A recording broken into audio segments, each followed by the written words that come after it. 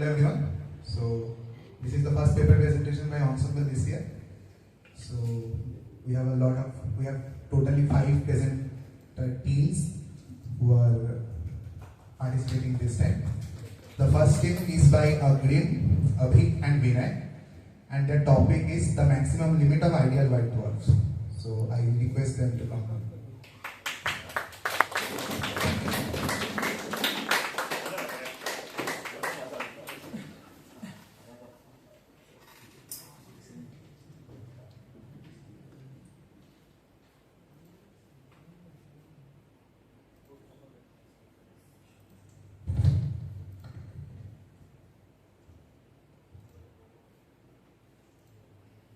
Hello everybody, good evening. So today our topic of discussion is the maximum limit of ideal white dwarfs. So what are white dwarfs at first? So what we have done is we have done a basic survey about the story of the discovery of white dwarfs. So we can see that white dwarfs are some astronomical objects about which we will learn more in the next slides. We will be discussing more. So here we at first discuss about how the white dwarfs were discovered at first. So you can see here that in the triple star system of 40 Eridani in 1910, one of the stars that was involved in this system was found to be a white dwarf. And later, this was the first white dwarf discovery. And in 19th century, astronomers had discovered that in the star Sirius there is some periodic motion which can only be explained by the presence of some unseen companion.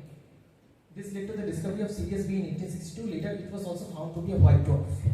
Now we have been using the term white dwarf for the past few slides, but what does white dwarf mean? So it is basically the remnant of a core star, the remnant of the core of a star that is remaining after the star completes its main sequence period. So when basically the star runs out of its fuel, or the nuclear fusion process ends, then it goes into the white dwarf mode. So white dwarfs are basically remnants of the cores of the stars, and they basically radiate the energy that was not emitted from the star during its main sequence period. The characteristic features of white dwarfs are that they have high effective temperature, low luminosity, and high mass density. Their density is even higher than main sequence stars like our Sun. Next, we will talk about the history of research about white dwarfs. So, after the discovery, Arthur S. Eddington pointed out that if we consider classical theories of radiation gravitation, we can show that if a white dwarf continues radiating on, it will reach a paradoxical situation where it will not have enough energy to expand again and cool down. R.H. Fowler suggested that in such high density systems, you cannot consider classical distribution of electrons. He said that we can consider Fermi Dirac statistics because electrons are fermions, and using that we can resolve this paradox.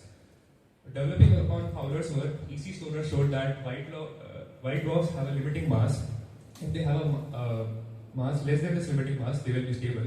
If they have a mass greater than that, they cannot be sustained and they will collapse. Anderson pointed out that for stars bigger than the Sun, relativistic effects need to be considered. And Stoner in another paper showed using Anderson's points, improved upon the results and find out the limiting mass density, mass of the white. So Stoner initially modeled white dwarfs using a relativistic uniform mass density approximation. Chandrasekhar improved upon that and demonstrated that even without using that mass density, we can find the limit for the white dwarf mass, and showed that this will be equal to approximately 0.91 solar masses. The details and implications of the results of the Chandrasekhar's work will be discussed in following slides.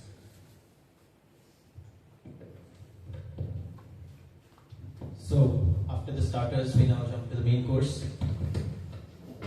And well, as I previously told by Vinay, this work is built upon the Fermi Dirac statistics. So first of all, a brief thing about Fermi-Dirac statistics.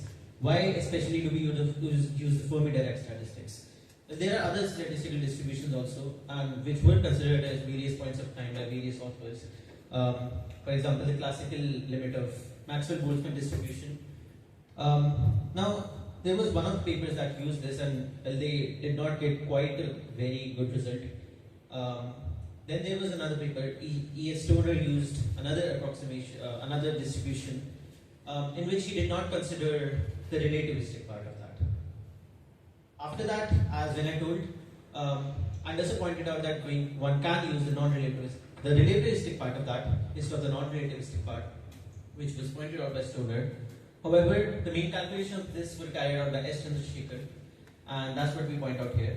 Right, so the Fermi-Dirac distribution. So what is the Fermi-Dirac distribution? The Fermi-Dirac distribution includes the distribution of the various electron states after factoring in the exclusion principle given by Pauli. So it is basically, and another thing that it takes into account is the non-interactivity of various electron states. That means you can consider each electron state as a system in itself, which will not be at all coupled by any other electron state.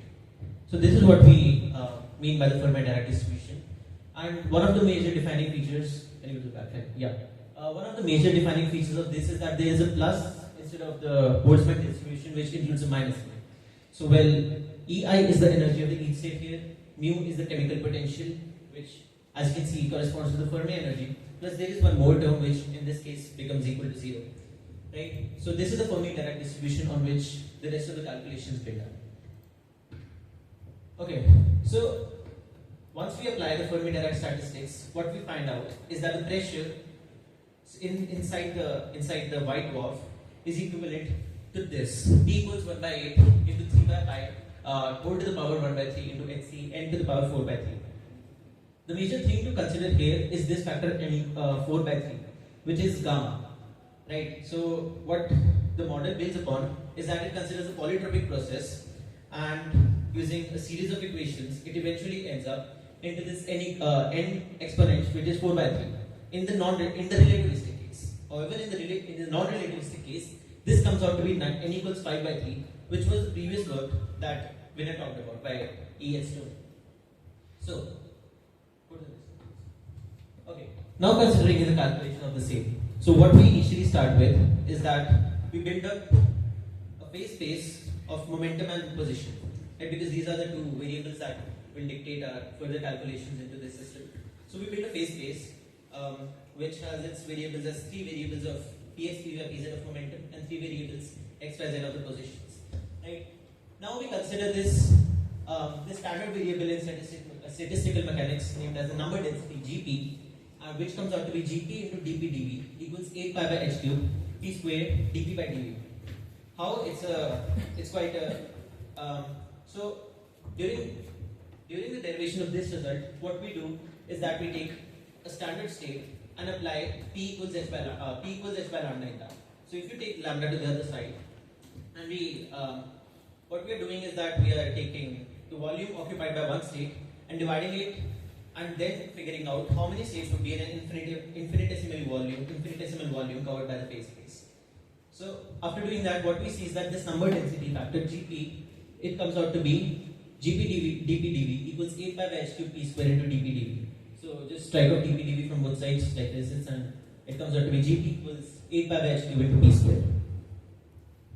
Right. So once we have figured out this number density, we can figure out the pressure that is generated by the collisions inside this particular infinitesimal volume, a standard statistical mechanics problem, and that, as you can see, it can be defined as the flux of momentum through a unit surface, which will correspondingly can be calculated as 80 pi cube by h cube into this factor. Note that this factor is the same as the Fermi-Dirac statistics factor that we first calculated. Right? And then we introduce a velocity Vp corresponding to a particular momentum P, just to do the calculations further. How is this being used? This will cover in the next slide, when there will be a relativistic factor included in the Vp. And of course, here we have assumed that there is an isotropy of the momentum in the phase space, why this is a justified assumption is because there are no restrictions there are no Cartesian restrictions as per on the momentum space. Right, so we can assume that there is no particular bias in the space towards the momentum towards px, py, or pz directions. Hence, what we can do is that we can assume an isotropy of the momentum in the 3 space and convert the Cartesian coordinates into a spherical system. Right. So, as I previously told, we can consider a spherical symmetry. After integrating over the spherical symmetry, what we do is that we get this equation for the pressure, which is P equals 4 pi by 3h cube into this terms right over there. And this again, we have not specified whether this as of now is the relativistic or the non-relativistic velocity. Okay, so now we can do a small approximation here that we can consider f epsilon, the particular distribution that we have considered. We can simplify it by assuming a completely degenerate case.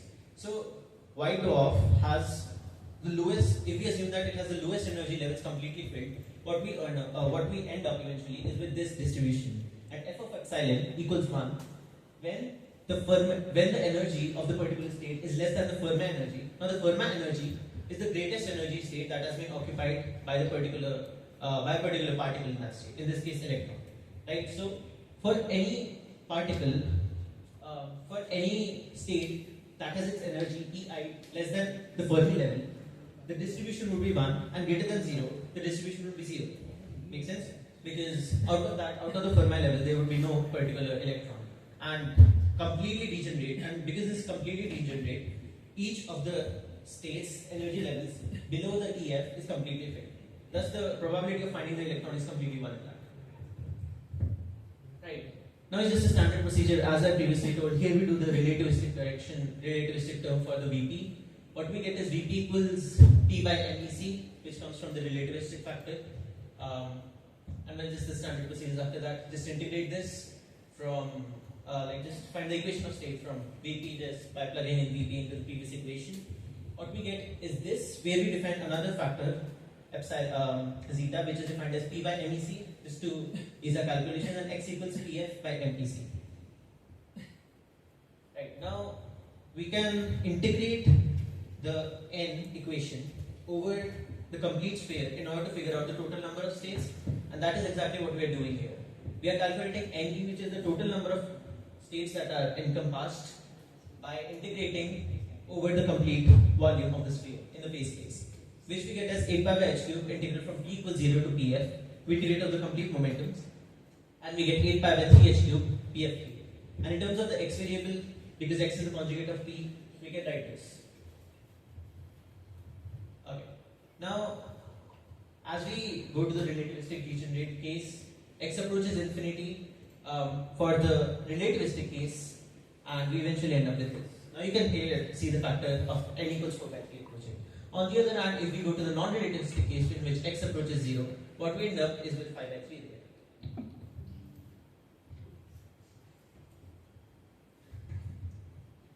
So now we have tried, in the next expression we have tried to relate n and rho, where rho is the density and n is the number density. So basically, why does this equation make a sense? So we have assumed that the gas inside the white dwarf has been ionized, and since mu is the molecular weight and h is the mass of the hydrogen atom, so mu h represents the weight of mu molecular weights of a substance. So suppose n amount of the number density of electron is n. So in a small volume dV, the number of electrons will be n into dV, and the mass of the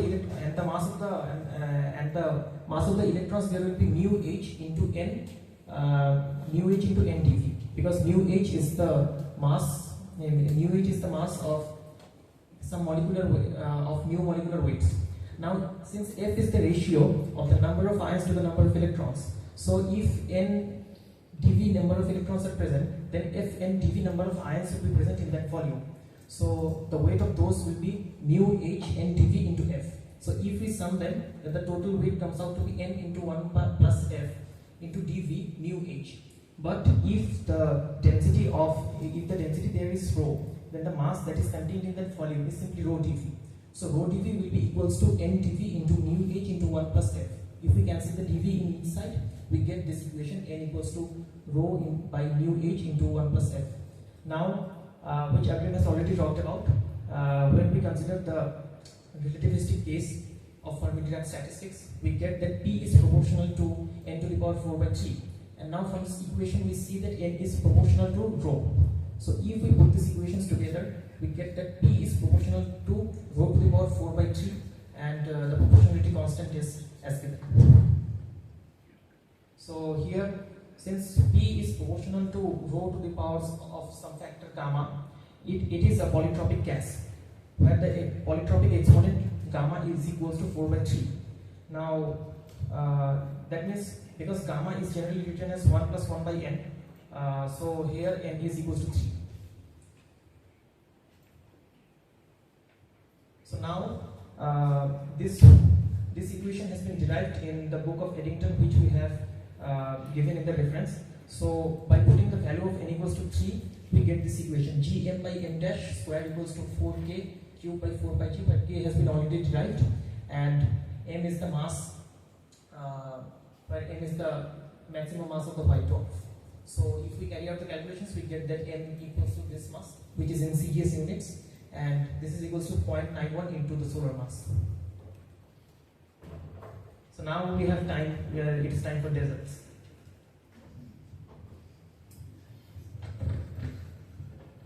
So first of all, we note that in our presentation, we have found out that Chandrasekhar limit is 0.91 solar masses, but as you might all know that the current accepted value is around 1.44. So why is that? So we see somewhere in the slides that we took the mu, which is the average atomic mass per unit per nucleon, which was taken to be 2.5. That assumption was made because earlier it was considered that white dwarfs, being highly cold stars, are made of heavier elements, which have a higher A by Z ratio. So it was A by Z ratio is higher than 2, so they took around 2.5 to be the mean working mass. But now we know that white dwarfs have a composition of oxygen and carbon sulfur. So the modern value of mu is taken as to be 2. Using that factor, if we take that factor, we will get the correct Chandrasekhar limit as 1.44 solar masses. The next thing to consider is what happens if a star has a mass which exceeds the Chandrasekhar limit. In that case, the electron pressure, the electron degeneracy pressure, will not be sufficient to sustain the white dwarf. In that case, what happens is the mass will collapse further until sufficient energy has been generated to trigger the inverse beta decay, in which electrons and protons combine to form neutrons. Again, now if the mass is within certain range, it can again be stabilized because of the neutron degeneracy pressure, which neutrons are also fermions, and they also follow the same Fermi-Dirac statistics. And so the star after collapsing can be stabilized due to the neutron degeneracy pressure. So research was conducted after Chandrasekhar, and people have found out that this limit is around 2.01 to 2.17 and all. This is known as the Tolman-Oppenheimer-Volkoff limit.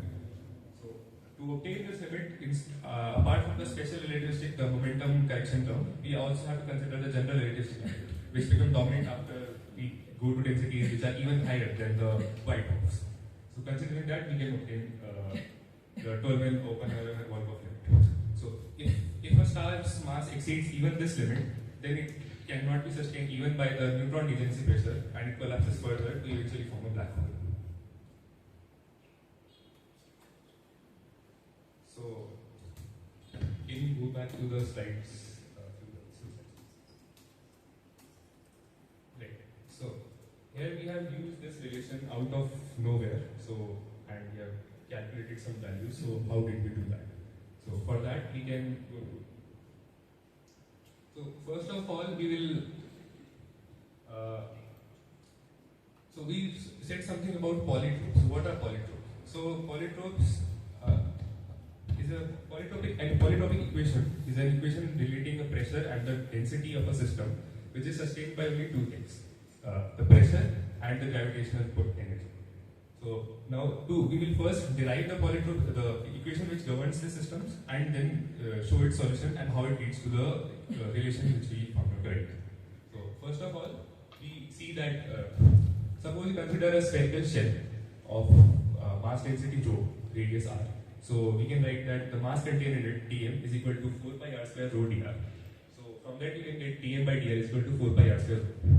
Similarly, if you consider an equilibrium, so where the pressure due to the gravitational forces and the internal pressure are equal. So in that case, we get dP, change in pressure, is equal to the pressure exerted by the body on the spherical shell. So using that, we can get dP by dr is equal to g rho mr by r square. Combining these two equations, we can get this. So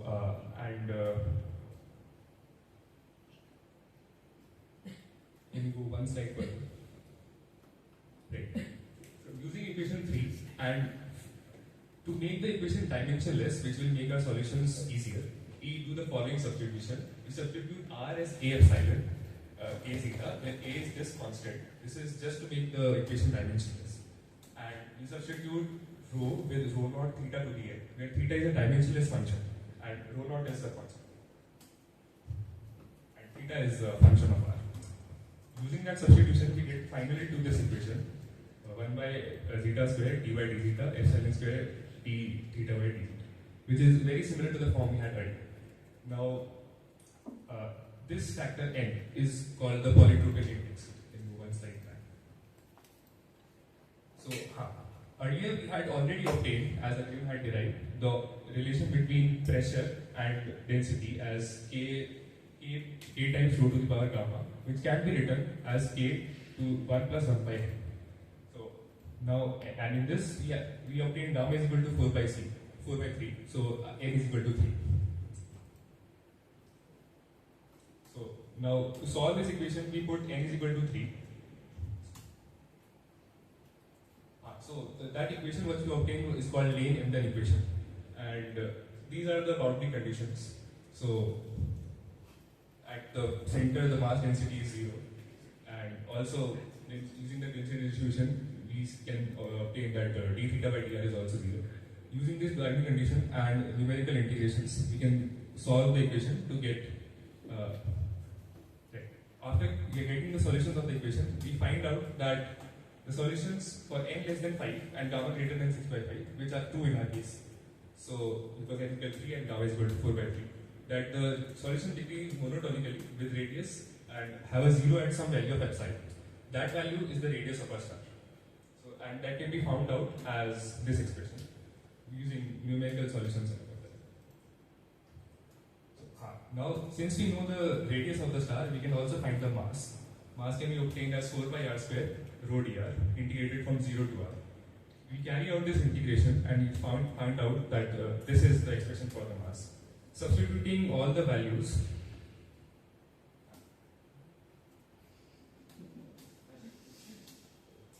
after substituting all the values, we can you get back to the values?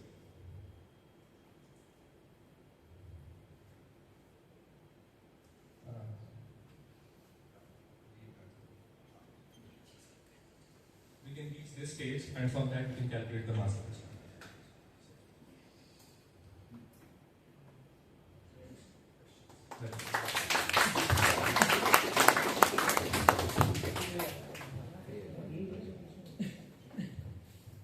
Any questions?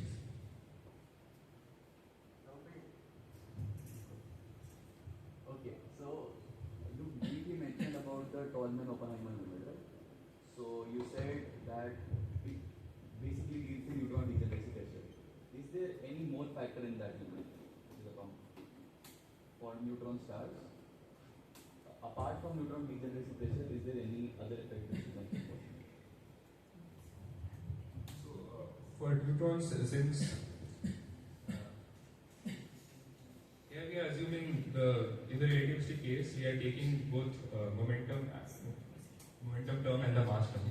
But for neutron stars, the ultra relativistic approximation also becomes significant. Anything else?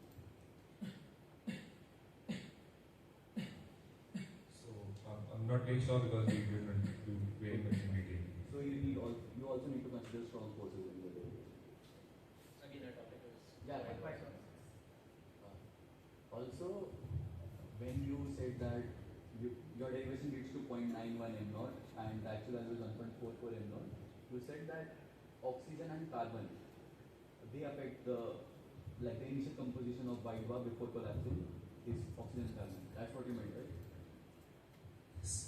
So why is it not iron and nickel? Because the fusion is favorable till iron and nickel, right? Yeah, but the thing is, if the mass is sufficiently low, the fusion reaction for a particular fusion reaction to proceed, you have to have enough energy to have the nuclei fuse, come close enough to fuse.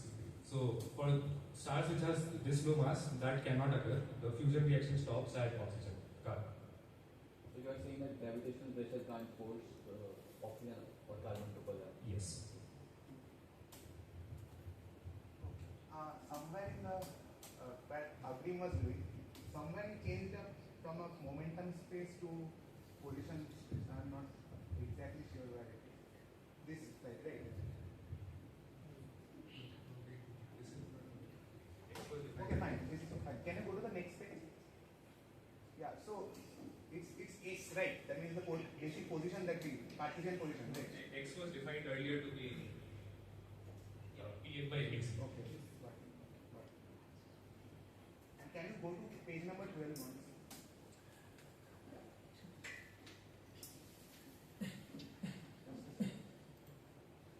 No, fine. Yeah.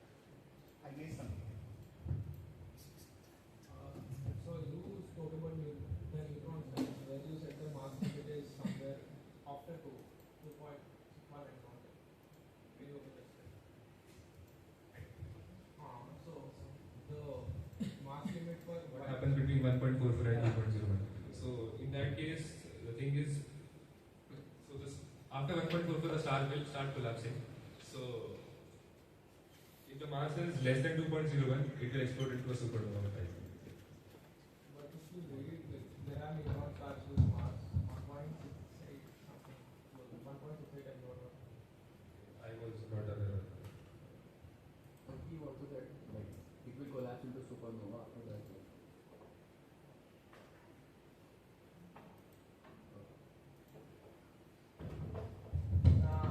Due to a supernova explosion, it may shed some of its mass, and the mass may go below the level of 1.44 solar mass. So then it can turn into white dwarf. For example, the famous Crab nebula. Any more question? Or India can also ask questions. Anyone? Okay, so in general, the PPT was really nicely made. You didn't dump a lot of information on the slides, which is nice. All of your presentation skills were also good. Abhi, while you were speaking, you were not looking at the audience. That is something I think you should work on now. And rest of all, it was pretty good. I think it's nice. The presentation was classic. It's good. And one more thing, did you guys copy directly from the book for the derivation? Did you write it completely by yourself? Not directly by myself. Uh-huh. There were multiple sources. No, like did you take screenshots or something? No, There are references from where we have taken many things. Nice.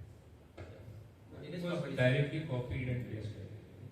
There was one table, there was a graph in the beginning which was directly taken, and it has been properly cited for that. Attach the citations Yeah, at the I have end of like- the slide, at the bottom of the slide only. Don't make the citations to the last. Nice. Thank you.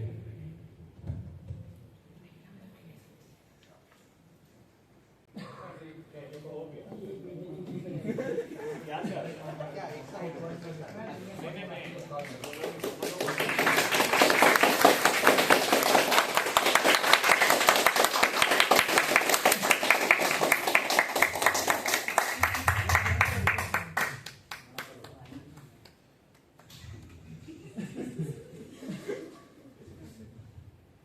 Okay, hello everyone.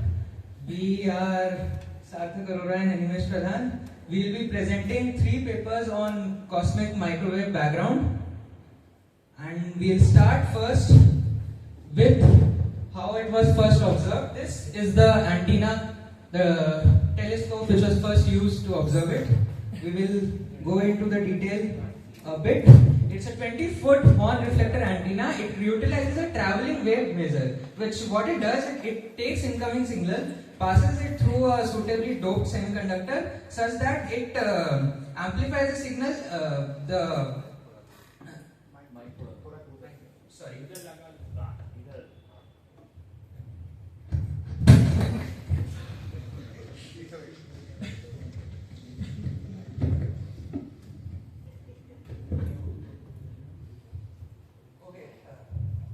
Okay. Extremely sorry about this. My voice is loud enough. So we utilize a traveling wave measure for it. It's basically a sort of contraption we use to amplify the signal, where the signal comes, every single atom of the suitably doped semiconductor, we use it, amplifies it, and then we get a better signal and a low loss comparison switch. So basically to compare the switch with, we have a grounded terminal which is cooled by liquid helium, and to switch between the input and this the grounded reference terminal, we use a low loss comparison switch, which as you can see is very low loss, 0.0027 decibels. Measurements are made by manually switching it in the 60s. So between antenna input and reference termination, estimated error in the measured value of the total antenna temperature is 0.3 Kelvin, like largely due to the absolute calibration of the reference. Even while using the liquid helium, we cannot absolutely ensure it remains at a particular temperature. Including that, we minimize the loss from meager 0.3 Kelvin, and then we pointed it upwards to the zenith to measure just the effective noise temperature, like no stars, no nothing. We are just measuring the noise temperature. And at 4080 megahertz, what we found was that the total antenna temperature at the zenith was 6.7 Kelvin. This is a bit higher than expected. To do that, we'll do the entire cost analysis. The atmospheric absorption comes out to be 2.3 plus minus 0.3 Kelvin. We do it by measuring it at different angles and like dividing by the cos of the cold latitude with dividing the zenith temperature by the cos of the cold latitude, which is the second law. And then the contribution from ohmic losses are computed using standard statistic analysis to be around 0.8 with an error of 0.4 Kelvin. Backload resistance, like which is the resistance from the termination, is estimated to be 0.1 Kelvin. Even including all of that and subtracting it from 6.7 Kelvin, we got a temperature reading of 3.5 plus and minus 1 Kelvin, which we could not account for in any way. These observations were repeated in several conditions at different angles, at different times, at different seasons, but all the like this unaccounted for noise which we received was for all extents of our experimental setup, isotropic, unpolarized, and completely independent of any and all seasonal variations.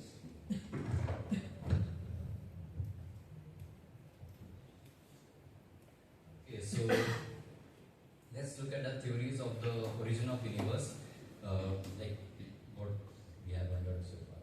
So first of all is we have a universe, obviously the Big Bang, we have a singularity there, matter is created from that. Second thing, the second theory is we avoid the singularities due to some obvious reasons that we don't like singularities. So the theory is that it is an expanding universe which expands for all the time, and we have a continuous but slow creation of matter in the universe. The third theory is that the singularity is just a mathematical over-idealization and that it cannot happen in the real world. And so, if we look at the third theory and if we follow the third theory, some consequences are that we have this paradox of the conservation of baryons and leptons, which is kind of an experimental observation, and so what this tells us that if we have a oscillating universe, the temperature at some point, which is the state of maximum contraction, the temperature should be more than 10 to the power 10 Kelvin. This is because we don't observe any information from the previous universe where we have the oscillating universes. And so, to erase the information from the previous universes, we should decompose all the matter in all the matter. So the temperature should be well above than 10 to the power 10 Kelvin. And then, so the expansion of the universe. Due to the cosmological redshift, the universe after it exploded, it went in a adiabatically cooling, due to which the thermal character of the radiation were preserved, and there was an due to the large interaction between the electrons and photons and the baryons. The electron went due to the thermal fluctuations. The electrons were produced with the pair production due to the pair production equation, and due to the large interaction, it attained equilibrium very quickly, and so we have the thermal equilibrium distribution of the matter, and so now we have so we have two universes. One is the closed universe, one is the open universe, based on the curvature of the universe basically. So at that time, basically 1960s, 1970s, we didn't know what was the curvature of the universe. So we calculated the density for both the universes during the early stages of the universe, and then we saw the observational density of the universe, and the data obviously were way off.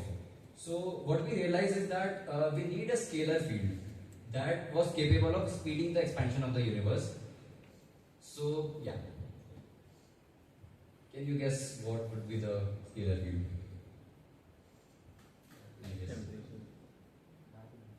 Dark energy. Okay, next question. Inflation. Okay.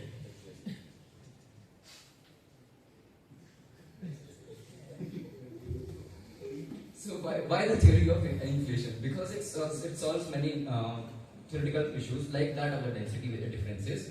And what inflation is really is that it is a hypothetical scalar field which which drove the rapid near exponential expansion of the universe during the early stages.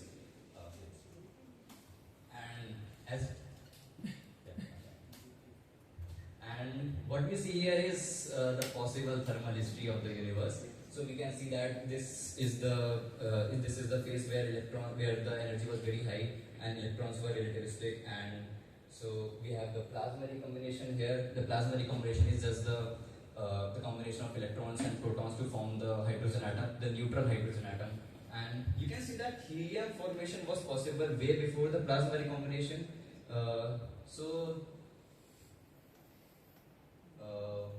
Yeah, it is.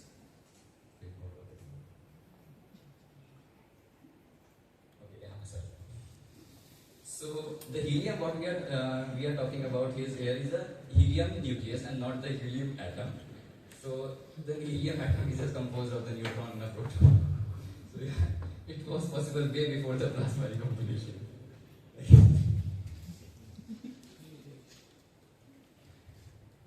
So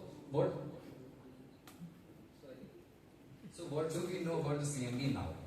So CMB is the afterglow of the Big Bang theory, and we have several theories about the creation of the origin of the universes. Why those theories are not so much in the trending kind of thing? That is because CMB is the most powerful, is the most strongest support of the Big Bang theory, and CMB is composed of the photons that were released approximately this much and all that here. You can see that the redshift is very high, around 1100. And yeah, next. So yeah, as I explained earlier, this is where the recombination began. This is the decoupling. I'll explain the decoupling later. And this is the surface of the last scattering. What is the last scattering? So the last scattering in the context of cosmology is that in the early phases of the universes we had the plasma.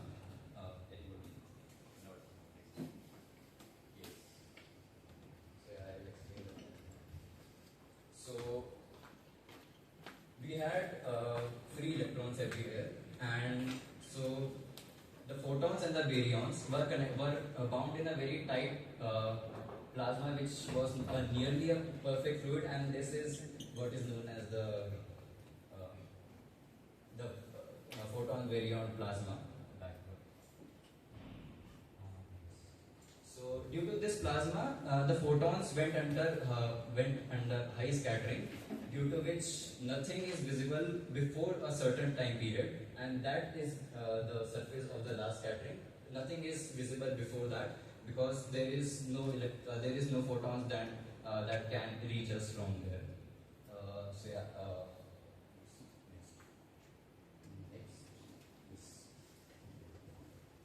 So another question: is the CMB radiation really isotropic? Obviously no. So, because, why no? So it is the fluctuations in the temperature are very low, like 10 to the power of the order of 10 to the power minus 5 Kelvin, and this is due to the quantum fluctuations in the field that were happening, which were initially very random and extremely small, but due to the exponential expansion of the universe, it grew to a significant level, and this density fluctuations is what we observe in the temperature variations in the CMB. So what happens is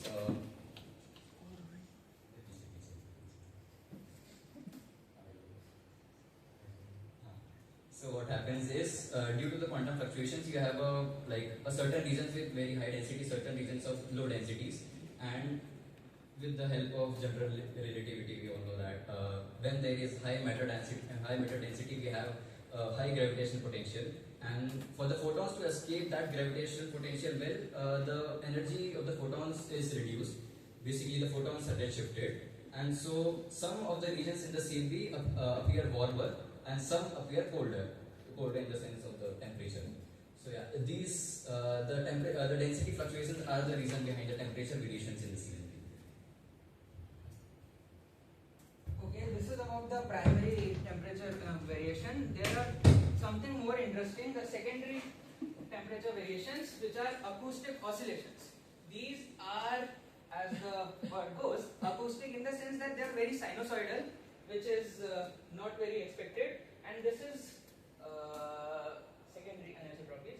These oscillations arise from the competition between gravitational attraction and radiation pressure in the early universe. Basically, the origin is just the quantum fluctuation, but when radiation presses the universe outwards, and gravitational attraction decreases the potential, like the gravitational potential. So effectively, there is a restoring force due to the gravitational potential and outward force due to the radiation pressure, and these manage to give us exact sinusoidal equation, and these density and velocity perturbation in the primordial plasma at the epoch of recombination give rise to sound waves that happen to go at the speed of 1/√3 times the speed of light, that propagate through the medium and lead to periodic oscillation in the CMB power spectrum. Now these oscillation, like primordial oscillation, when superimposed with the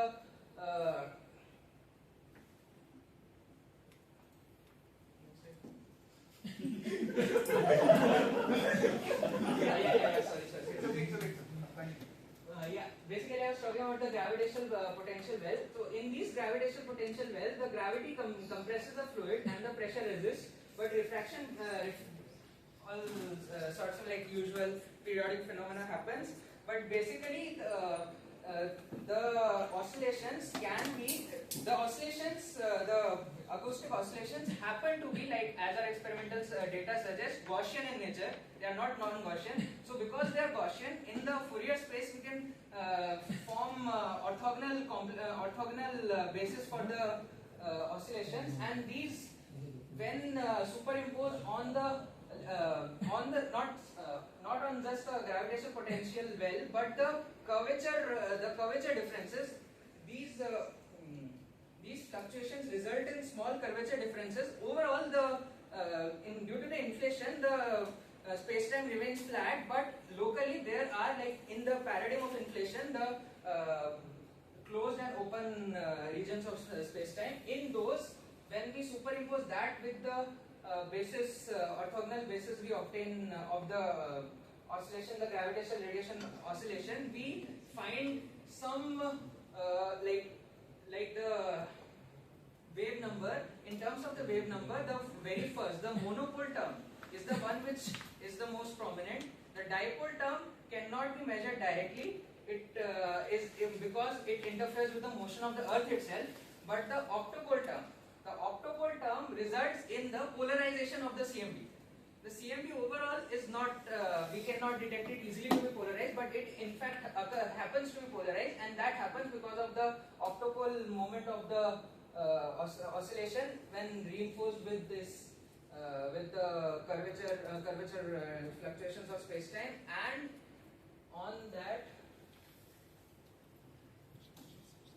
and when it has passed an entire full cycle, the most major component results is not from the dark energy as the initial cycles, but from the dark matter, which is one of the prominent evidences for the lambda CDM model for the cold dark matter.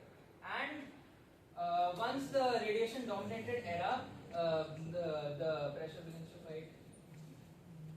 After that, when the baryonic and photonic photonic matter density has some properties, the shear viscosity and heat conduction, the inconvenient thing which we don't like to model usually.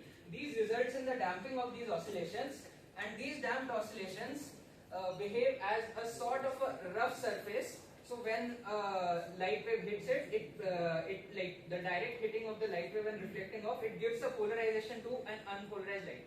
Just a standard like unidirectional light wave would not be polarized, but since the light at that time, like at the era of recombination, is isotropic, so the resultant radiation, because of the damping, becomes polarized.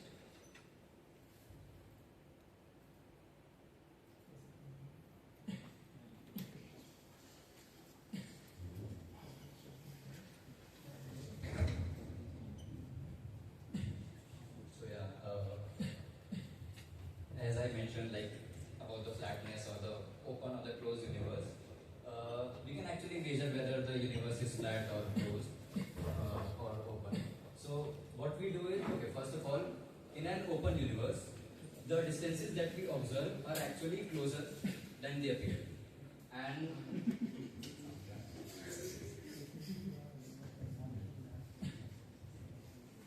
okay, so using some mathematics, we can get the critical density that is necessary for the universe to be flat, and from the density measurement that I talked about earlier, we can get whether about the flatness or the non-flatness of the universe.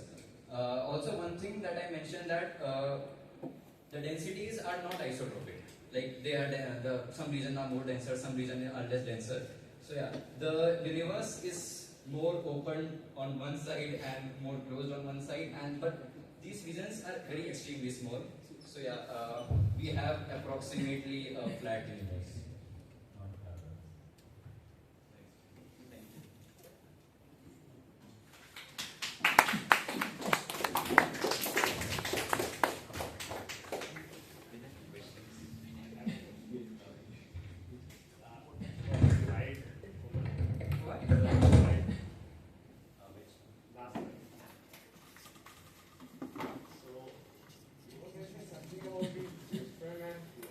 How exactly do you define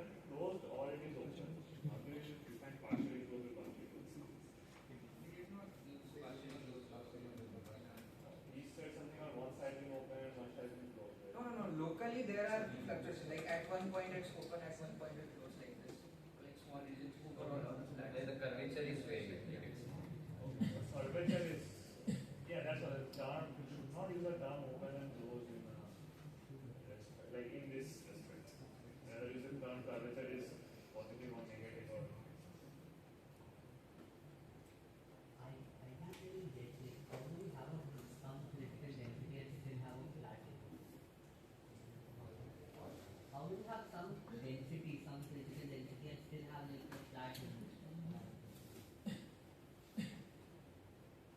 At the present scale, like all our observations seem to suggest that the current density happens to be equal to the critical density. Is your, if I'm getting your question right, is it that, let's say you have some matter here, then how is the space-time flat? Yeah. Okay. Am I getting it wrong? Maybe yes, because like the open and the closed universes we are talking about is that the curve,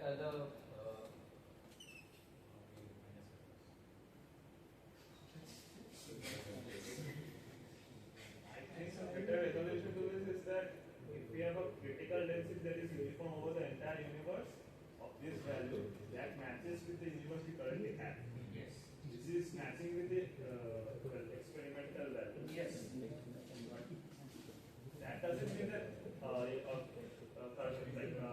critical density above this will have a closed or a critical density below this will have an open universe. The universe will simply be more flat or more convoluted compared to the present universe. So I don't think a closed or flat nomenclature is right. I'm not sure about the topic, but I think we relate the open and the closed universe with respect to the curvature. Like it's obviously like when we talk about a closed yeah. So universe. if you relate that, then the curvature will only be zero in case of the critical density being zero. Like so when we talk about the closed universe, it is not like a ball we are talking about. It is the curvature we are talking about. Like And if the universe is closed, that means it's R3, R4 at max. If you are correct the time. I'm not sure about that. If it is closed, it has to be R3 or SOP. Right? So after, if you say that it is R4 or R3, then it is closed with a sphere. If you say it's open, then it's SL2. Then the point is that you cannot use the term open and at the same time put a critical density. That's the point I'm making. So universe cannot be curved and have a critical density non-zero. Again, I might be wrong, so that's what I'm asking. This is one of the papers. Yes. So maybe some terms are being mixed up and we are not aware much of the topology thing. I had a doubt, like I couldn't understand. So, Animesh, what you were talking about the acoustic oscillations. Does that have a like back reaction on the space? Acoustic oscillations are the oscillations of the baryon plasma, like baryon photon plasma. So, what is your question? Like, I couldn't understand what exactly you said. Like due to the acoustic oscillations, we are having the convolutions of the space-time that you are talking about. No.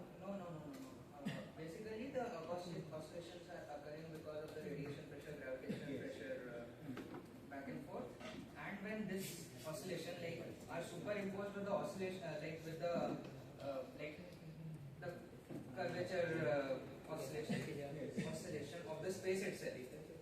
So some peaks become even higher, some are damped, some are modulated, some flows become lower. Why is this space oscillation because of quantum fluctuation? Quantum fluctuation of the static field, the inflation balance. So the quantum and acoustic are like overlapping. Is it that these two are just overlapping, or is it that it is having an effect on the quantum fluctuations? The quantum fluctuation causes the entire baryonic field to start oscillating. The radiation pressure and gravitational pressure enlarge them, and at the same time the quantum oscillation is being enlarged because of inflation, and that is being reimposed on the already set up acoustic oscillation. And what pressure variation, what density variation we see then are an isotope is recorded on the CM. Can you please tell me what quantum fluctuation is? What do you mean by this? What we mean by that is that when we use a static, when we say that the inflation occurs due to a static field, like a static scalar unchanging field, that my for using static, it was scalar. That in and of itself, any field cannot be like perfectly free of fluctuations. The quantum fluctuations in the scalar field are the fluctuations. And you mentioned somewhere that the dipole term doesn't exist and the octopole term. No, the dipole term sorry, exists. the dipole. My bad. The dipole term interferes with the Earth's rotation, Yes. Earth's motion through the. And you talked about the octopole involvement in it, right? Is there any involvement of the quadrupole, and if no, why? Octopole, the quadrupole also has an involvement. The quadrupole's involvement was the quadrupole is the third peak, like the peak in the anisotropies power spectrum, and the quadrupole's effect is when we go through all the Friedman equations and see at which phase of the inflation what density was dominating over others. So the third the abnormal value of the quadrupole indicates that the density at a particular time, that the density of the whole dark matter at a particular time was high enough that it could not be accounted for by any baryonic matter or radiation matter. Like that is an evidence that we have to include a term of like CD. That is what I was talking about. Yes, so octopole is important, quadrupole is important, and octopole is the one which results in the polarization. I had a question. So you told us there was an inflation field during the period of inflation. So are there any remnants of that field which is present now? Or if it is not, what happened to it? I'm not sure but I think inflation and dark matter, dark energy are related, but I'm not very sure of that. Basically, he described that using in the Friedman equation during the inflationary paradigm, the critical density of the dark energy was dominating over all others, and was extremely large. It decreased, that field decreased over time. We don't really know why. So the scalar field here is for the inflation it is a zero mass scalar field, but dark energy need not be a zero mass scalar field. It can have mass, and I think in some cases it should have mass. So but dark energy is the only term which can also not have mass that we can use to explain. What was the need for the field to be scalar?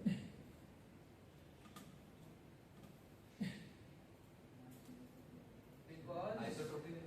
Yes, isotropy. Even though we are talking about anisotropies, for any other variation in the field which are not on quantum scales, we would not observe the vector fields can also give you some isotropy. Yes, they can give you, but this is the simplest possible solution that aligns with all our observations. Okay,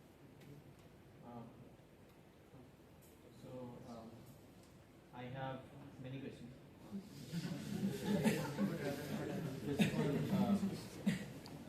I'll go back.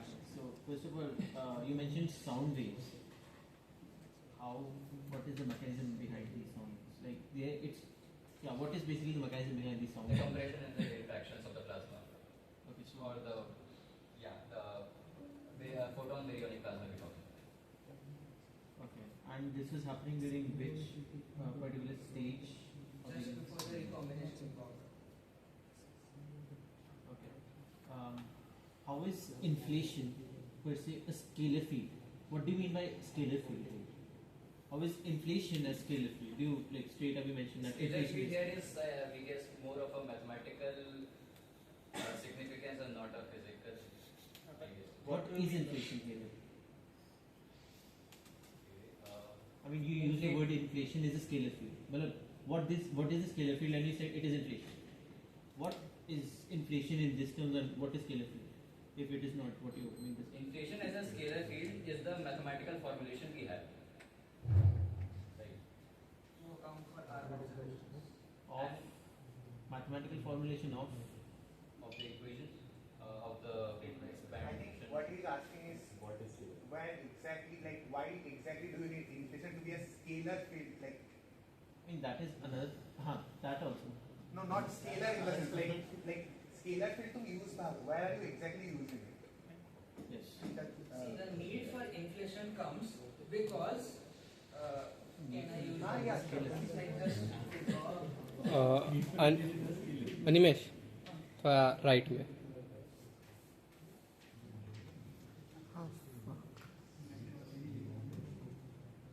Basically, this is what we term as inflation. This is what, if you model the primordial universe GI with only the radiation and baryonic matter pressure, this is what you get, and this is what you get while accounting for Light hole. The thing is that when we observe the cosmological microwave background, let me tell you, this is the best black body ever discovered or created. You cannot have a more isotropic radiation map as the CM. Okay, so we need it to be as isotropic as possible. But when we go from a singularity or just a maximally compressed state of oscillating universe, we haven't really inflation works with both the theories, as we said. And when we go with this, all the quantum fluctuations at this scale, if we enlarge them enough, and come to this scale, basically at this scale or something, with a standard co-moving H naught, just extrapolating the Hubble's constant of present, to assume this is what has been the expansion rate, then the anisotropy would be far magnitudes of times greater. But it is far more isotropic, so we need something to clear out all the previous anisotropies and to start anew. So the only thing we can do that is by adding an all-encompassing scalar field that is equally. And why exactly scalar field? Can it be another? Same answer to this question. Only thing, the simplest possible explanation that aligns with all observations. A few more examples. What do you mean by the fact? There was one line that said the expansion of the universe preserves the thermal character of radiation. What do you mean by that?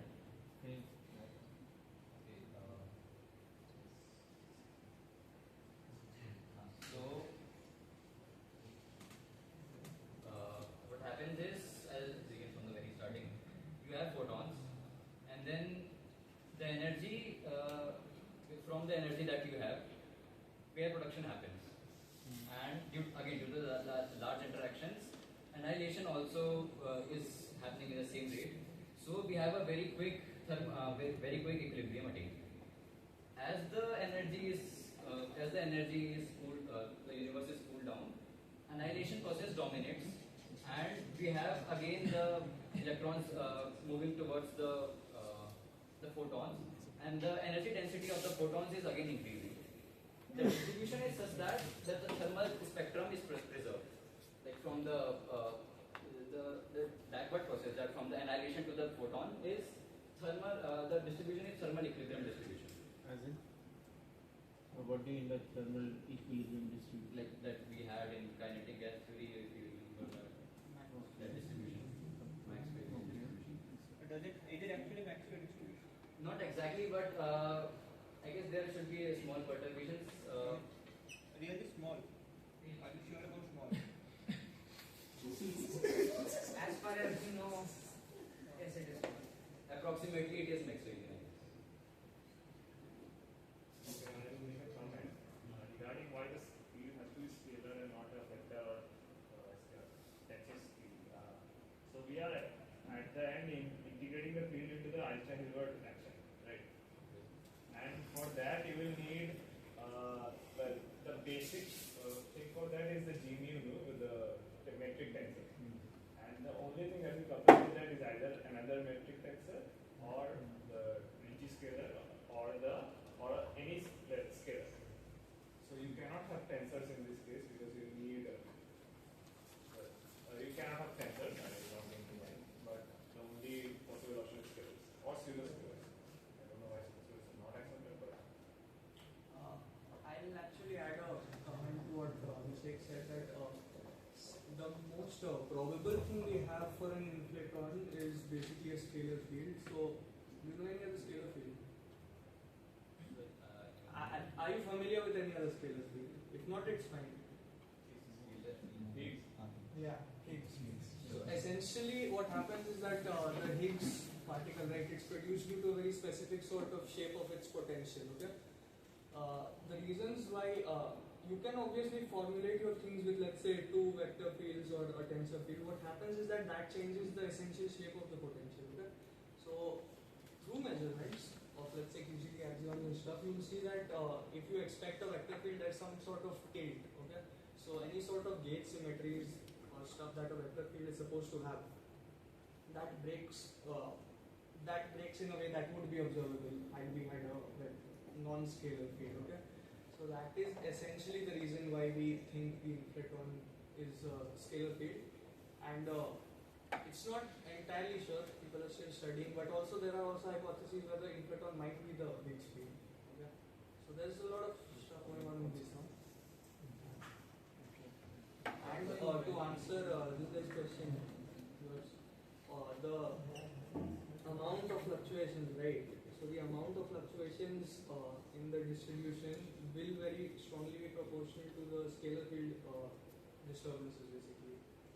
So right now, if they call it a perturbation, if it is small, right? When you do the calculations, your perturbation on the field will also be small, right? So back then, if you're looking at like early universe, you don't really have the Higgs mechanism taking place yet. Okay, so the Higgs potential itself evolves with the universe. After a certain point of time, when you provide mass to particles and stuff, right, then you can have stronger deviances from the Maxwellian distribution. But if you talk early enough, right, it's everything very hard. Right? So,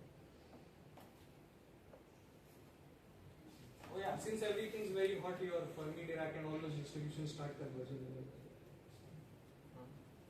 Also, when you go to the slide where you have to simulate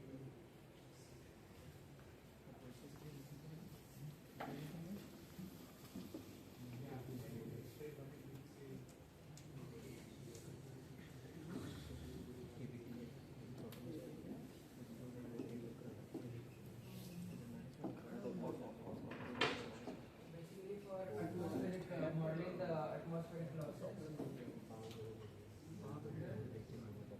This is the angle from the zenith. This is we are measuring the I naught here. Theta then I theta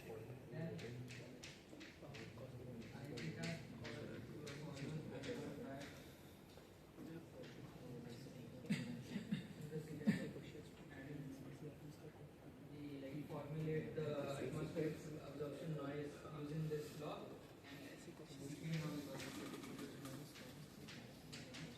And like all the like by plotting up appropriate graph, we get the value of 2.2%. Also, you have mentioned that at the zenith, there will be like effectively only noise. Why? No, not really. Like we are not focusing on any object in particular. This observation was done during the day. Okay, but Yeah. And initially it was ascribed to one. Just one more question. Just one more question. In one of the initial slides, the measurements that you took for at the zenith, it were taken at 40-80 megahertz. Is there any particular reason why? At different frequencies we will observe. So why especially at 40-80 megahertz? Is there any particular reason? Not really. We were like we have different observation data for at different like different frequencies with the same value. This has been corrected to 2.7. 2.73 Kelvin to be more precise, like in recent observations, and like whatever frequency it comes out. So it's just whatever is giving you the best result. If you change the frequency, there are some other seeing disturbances that come. And this is a radio frequency. We have the radio window, right? In the spectrum, we have this radio window, huge radio window situated around the middle of the window, so that we can get as much radio light from outer space as we want. And reduce the maximum With this practical considerations. Yes. okay,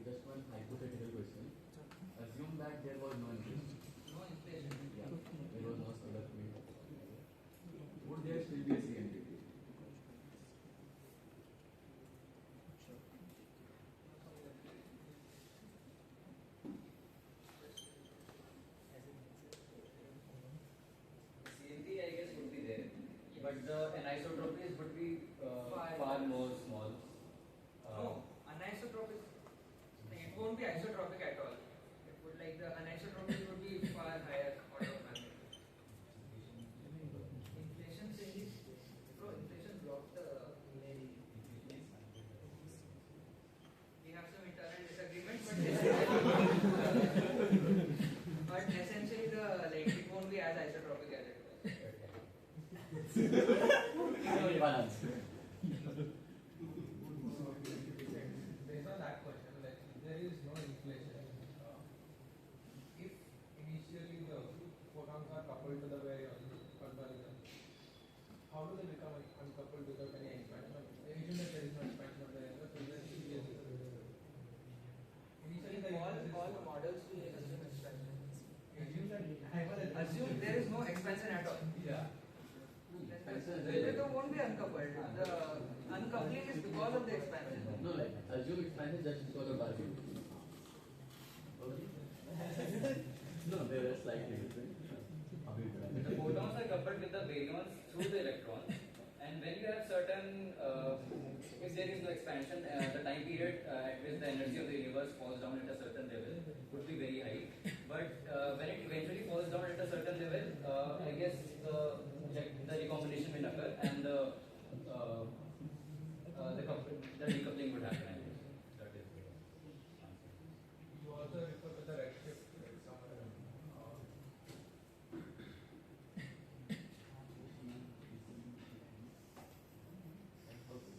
Yeah, so how do you actually measure? You use vocabulary like that redshift refers to a very early universe.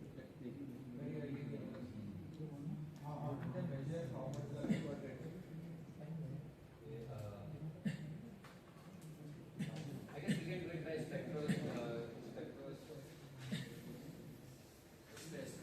I guess, using the spectrum of various atoms. Recombination is the first light we get, and we know what spectrum we are supposed to get because that is when the first atoms will form. Like we know they got coupled, so the exact radiation spectrum is supposed to be coupled. Without inflation, would there be recombination?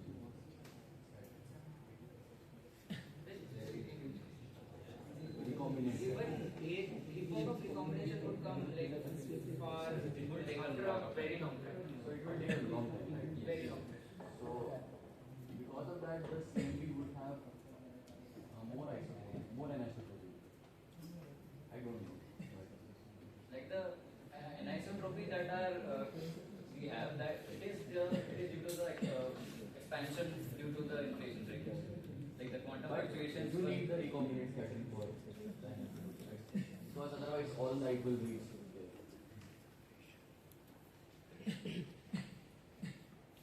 I guess it would be a complex function of both of them. I can really say which factor would be more dominant, but there would be both the factors.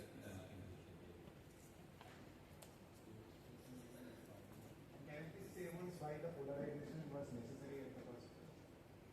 Polarization was necessary in the first place. In what sense? You talked about the optimal term leading to the polarization. What is the effect of that? The effect is that the CMB we observe is polarized, but That's right. yeah, that's it. We initially expected, like in the first measurements, it wasn't measured to be polarized, but on much sensitive measurements, it is polarized. But like as the anisotropies are very small, the polarization is also like very slightly polarized. So that basically leads to the fact that the CMB is polarized. That's it. Okay, any more doubts?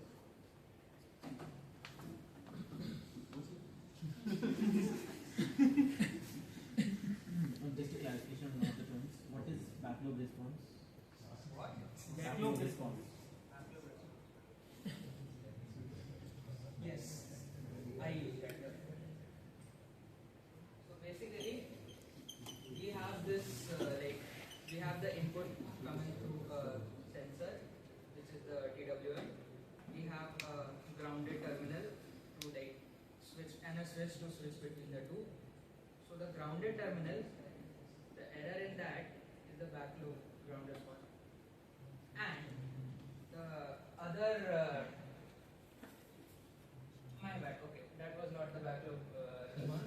that was the one on the previous slide. The backload response is the ground itself emits some radiation, right? That also becomes amplified. So that is ground radiation. Yes. Okay. What is backload response to ground radiation? Backload response is the ground radiation. If we like move at a particular angle, we might have some response that did not originate from outer space. It is basically all the noise that is purely due to the presence of an earth and its atmosphere. That is also gets, like, because we are using a very good amplifier, it also gets amplified and contributes some noise. But like we measured everything to make sure it remains as small as possible. Basically, the response from the back of the loop. Huh? What? Basically, the response from the back of the loop. नहीं surface surface This is the front, this is the back lobe. हाँ वही. So 4080 megahertz is like radio wave, right? Yes. But the ground frequency emitted, that's an IR. So would there be like, I don't think there will be. It isn't significant, but like at that time we have lots of radio sources also that. Okay. Everything like we just want the external, like the cosmic data. All other data is a part of the background response. Everything else you have to add it up. I guess this is the reason it is very small even as compared to the ohmic losses. Yes. The ohmic losses is 0.8 Kelvin and can go to 1.2 Kelvin. This is just 0.1 Kelvin. Like orders of magnitude lower than the ohmic losses, which are like because of even when we use like pure copper wire and everything. Minimize it. Any more? I think that's just, yeah. More questions? नहीं. Yeah. So, The only sources we use were the three bits. But you should cite in the. Yeah, the authors of the papers. My side has it. What? That was what was written in the first like guide, right? We have to present it as. You have to present as your result. You are not. You are not the author. Even if you know, we are presenting it as.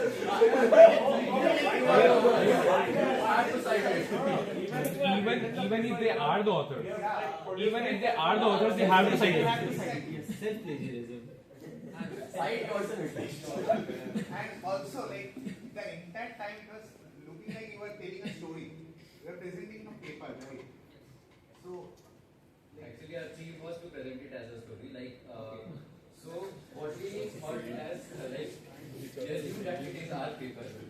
So we were the authors of the paper that was written in 2001.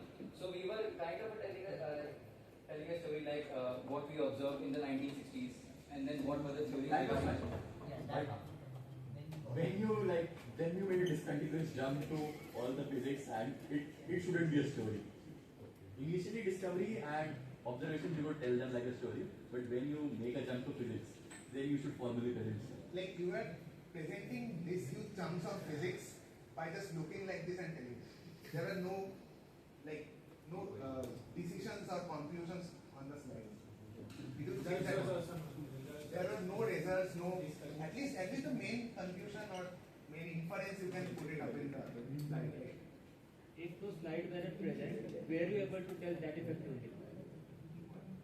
Yeah, if those were present at some points in the slides, your presentation would have been much better. You would have been able to present it more effectively. Right?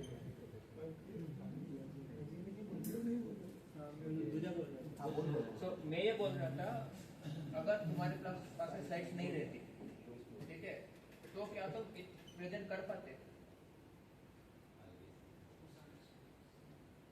To what extent?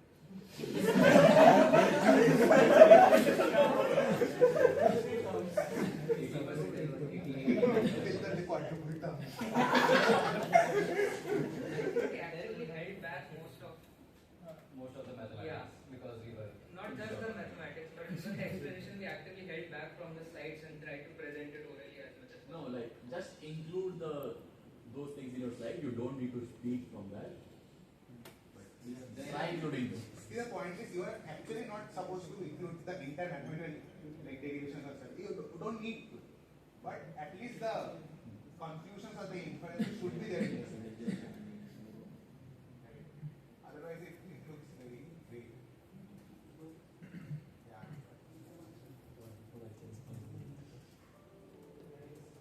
I give you genuine. It was a very difficult topic. Like even our seniors are not very aware of such topics. So whatever. It's a very difficult topic. Whatever you did, was very fast. I personally wouldn't have been able to even give such information. It was like too much to cover. That I will agree. So you have to check. You don't give 3 such papers to junior.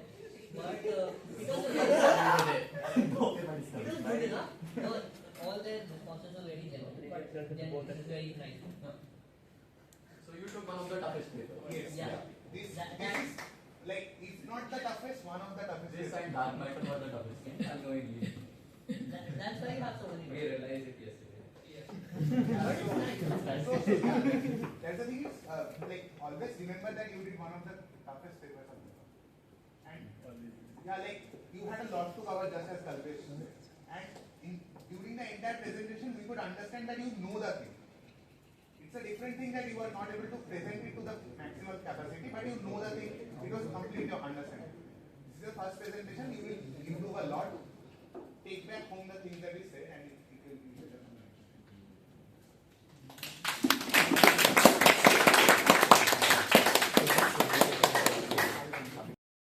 We will be presenting this paper on Grover's algorithm by Ilak Grover. So, I am Nehan Chandra, and so we will be presenting this paper. So, to begin with, we'll give you a background on quantum computation. So, quantum state, it is a superposition of classical states. The states 0, 1, and these form an orthonormal basis for an n-dimensional Hilbert space.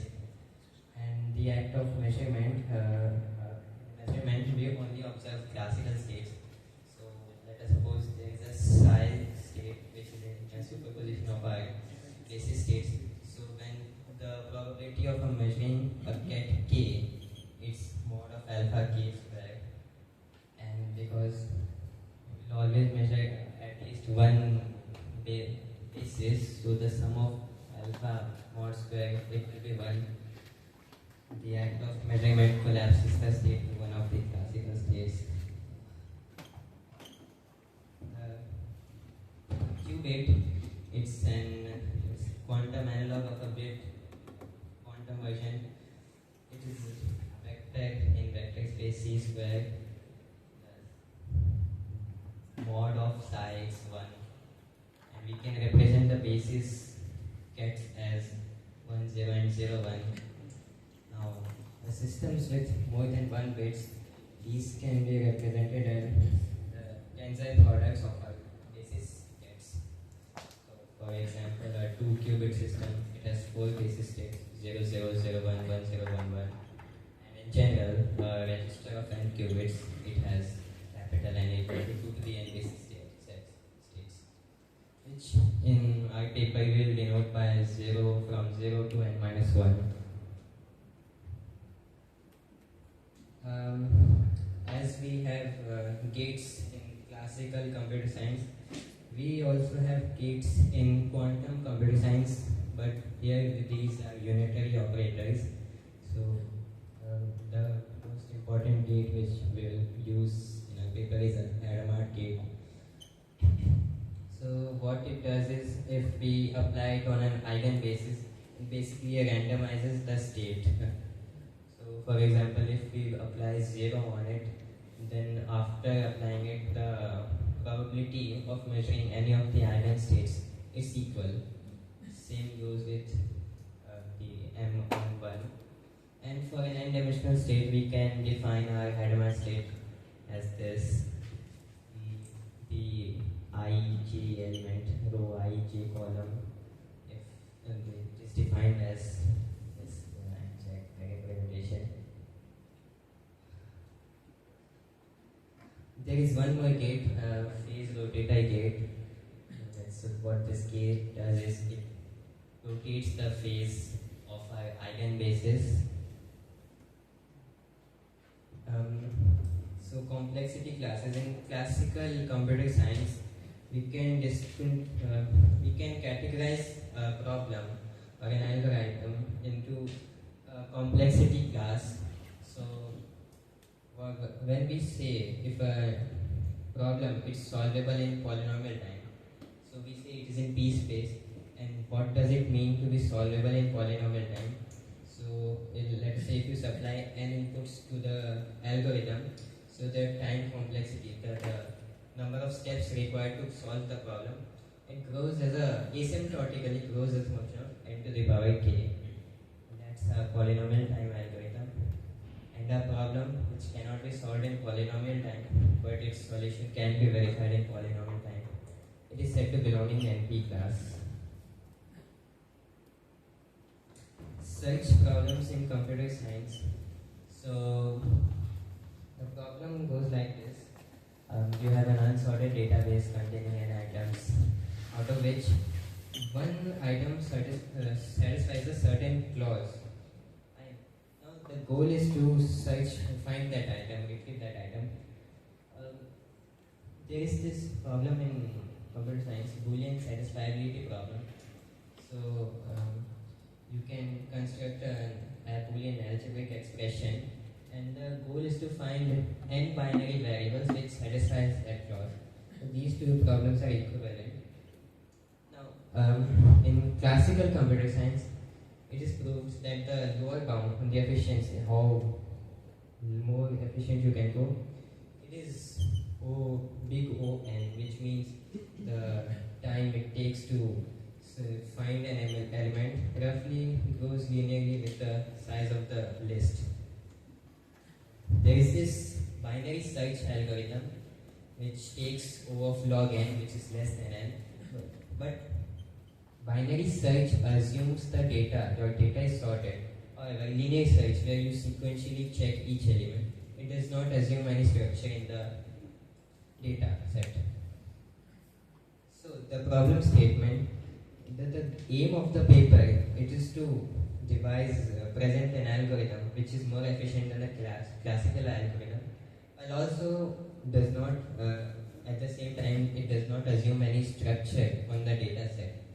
So to formally classify a problem, let us say we have a system which have capital N states. We will label those states as S1, S2 and Sn. These two n states are represented as small n bit strings. Let us suppose there is a unique state Sp which satisfies a certain clause, and we have to define that state. In this paper, we assume that the clause, the function f, s, it can be evaluated in unit time. And what f is, if you have the required unique state, then f evaluates to 1, otherwise it is 0. Now I will hand over to Mother.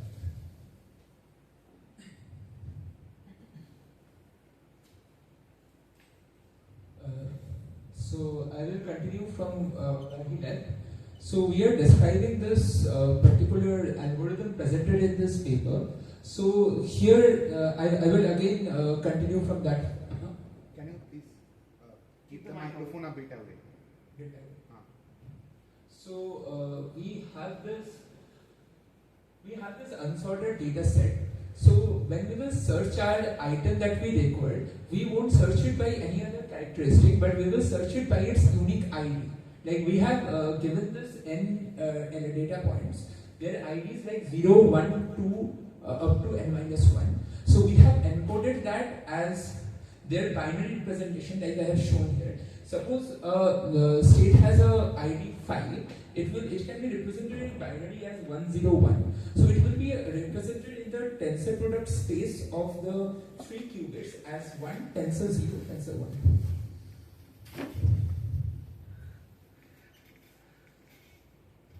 So let's jump into the algorithm straight away. So firstly we we have a quantum computer, which is like we consider that it is initiated in its ground state. So all qubits are set in the zero state. So it's in the universal ground state. So, but we for this algorithm we need to initiate the computer to this particular state, which is an equal superposition of all the possible states in our data set. Like it will have 0, 1, 2, 3 up to n minus 1 with equal amplitudes. Place mic here. Huh? Mic here. Mic on your collar.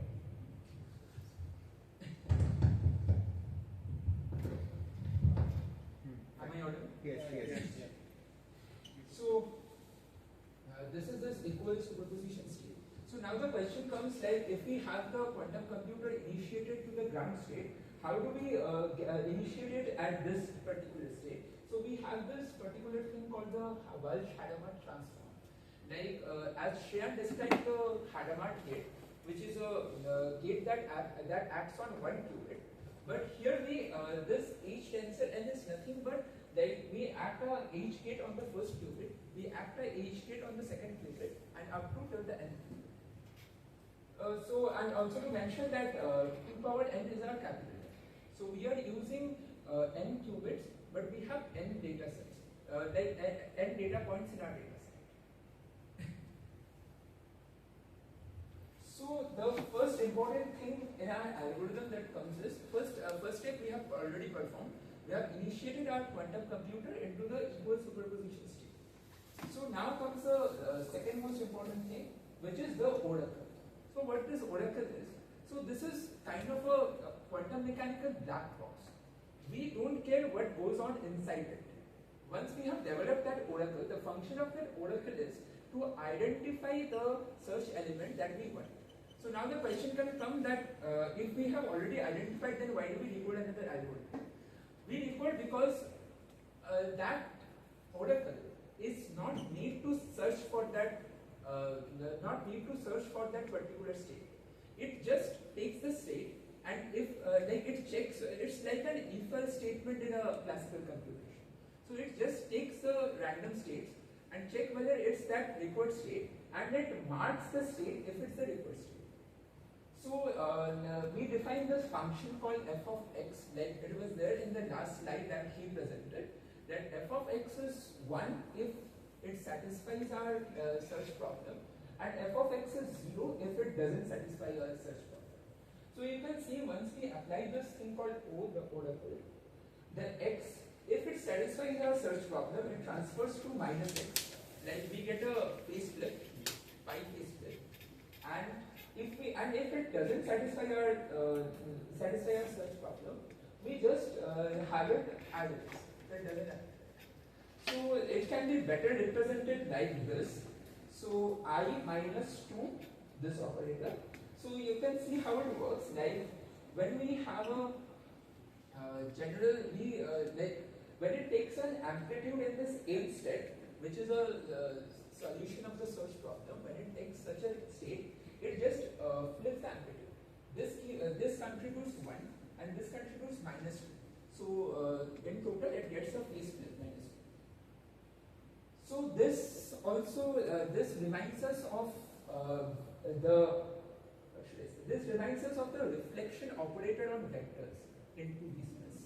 So we will see how it works in the next step. So this is the next step of our algorithm, which is the Grover iteration. So firstly, I described the oracle in the last slide. So the first step of this Grover's iteration is that the oracle is applied. The second step is we have something called a diffusion transform. So what this diffusion transform is? We again take this Walsh-Hadamard transform, which is equivalent to applying Hadamard gate on all the n qubits. We take this particular unitary transformation. This is unitary, you can verify. And again this Walsh-Hadamard transform. So what this transform does is, it's a kind of a rotation operation. So so it can be represented as a matrix. So when we represented it as a matrix, it is like in the 0, 0 entry, it's a diagonal matrix. In the 0, 0 entry it has a 1 eigenvalue, and in all the others it has a minus 1. So when we multiply this calculation I have shown, this is what we get. Where psi naught is our initial state, which is the superposition of all states in an equilibrium. Yeah. So now comes the most interesting part. Like, what does this Grover iteration do? How do we visualize that? What we have been describing as math. So what does this actually do? So for a geometric visualization, which I will present in the next slide, I want to consider these two basis steps. So firstly, I will show that these two are actually bases of our Hilbert space. First we see, this is a sum over all the, and now N is the total number of states that we had in our data set, right? And M is the number of, like in the paper that we are presenting, here they had M as 1, but we can take it as generic M and still the algorithm works. So M is the number of solutions to the search problem, the number of entries in the data set which actually satisfies our search condition. So this is one state that we have. So this is a normalized state. This is also a normalized state.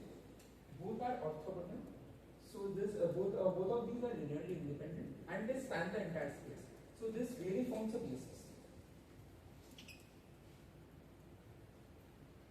So now I go to the next slide. So we see that if we write our G, so I will show what G is. So G is basically G dash, which is the diffusion transform, multiplied with the order. So this is what we are defining as G, the Grover iteration. So these are the alpha and the beta steps. So when we are writing, we can write a linear transformation of the vector space in terms of a matrix if we are given a basis. So we are given that basis alpha beta and we are decomposing G in terms of that. So stunningly this is what we get, and this is our old friend, the rotation matrix. So indeed this G is a rotation. It's a kind of a rotation. Once we specify the basis states alpha and beta, it's a rotation. And theta is this thing, where n is the number of items in the data set and m is the number of items that we are searching. So now I will do the geometric visualization as I was promising. So this is our initial state. I have mentioned in the last slide that if we let theta to be this particular value, we can write this psi naught as cos theta by 2 alpha plus sin theta by 2 beta. And alpha and beta are as declared in the last slide. So this is our representation of psi as a vector in the alpha beta plane. So let's see what happens after applying the order. So it just gets reflected. Now when I apply the diffusion transform, watch here. So this gets a theta plus theta by 2 plus theta by 2. I mean 2 theta flip. So also note that the net increment in the angle, like alpha is what we initially had, and beta is what we seek. So we initially had our vector aligned at an angle theta by 2 with the alpha axis, and we got a theta deviation when we did one iteration of the Grover's algorithm. So now we can imagine like how will we analyze the complexity of this algorithm. We will just repeat this Grover's algorithm as long as it's just as close to beta as we can get. Like we will stop at the point. If we apply another Grover iteration, we will go past this. So that is not possible. So we will stop there. So let me show the complexity analysis. So yeah, so this is a summary of the algorithm. Firstly, we initiate the quantum computer and then we apply the Grover's iteration as many number of times as possible. So this is the complexity analysis.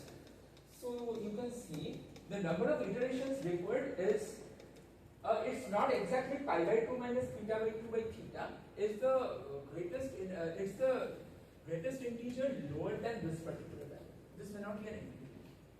So this I have shown that this is less than equal to this, less than equal to this, this is again equal to this.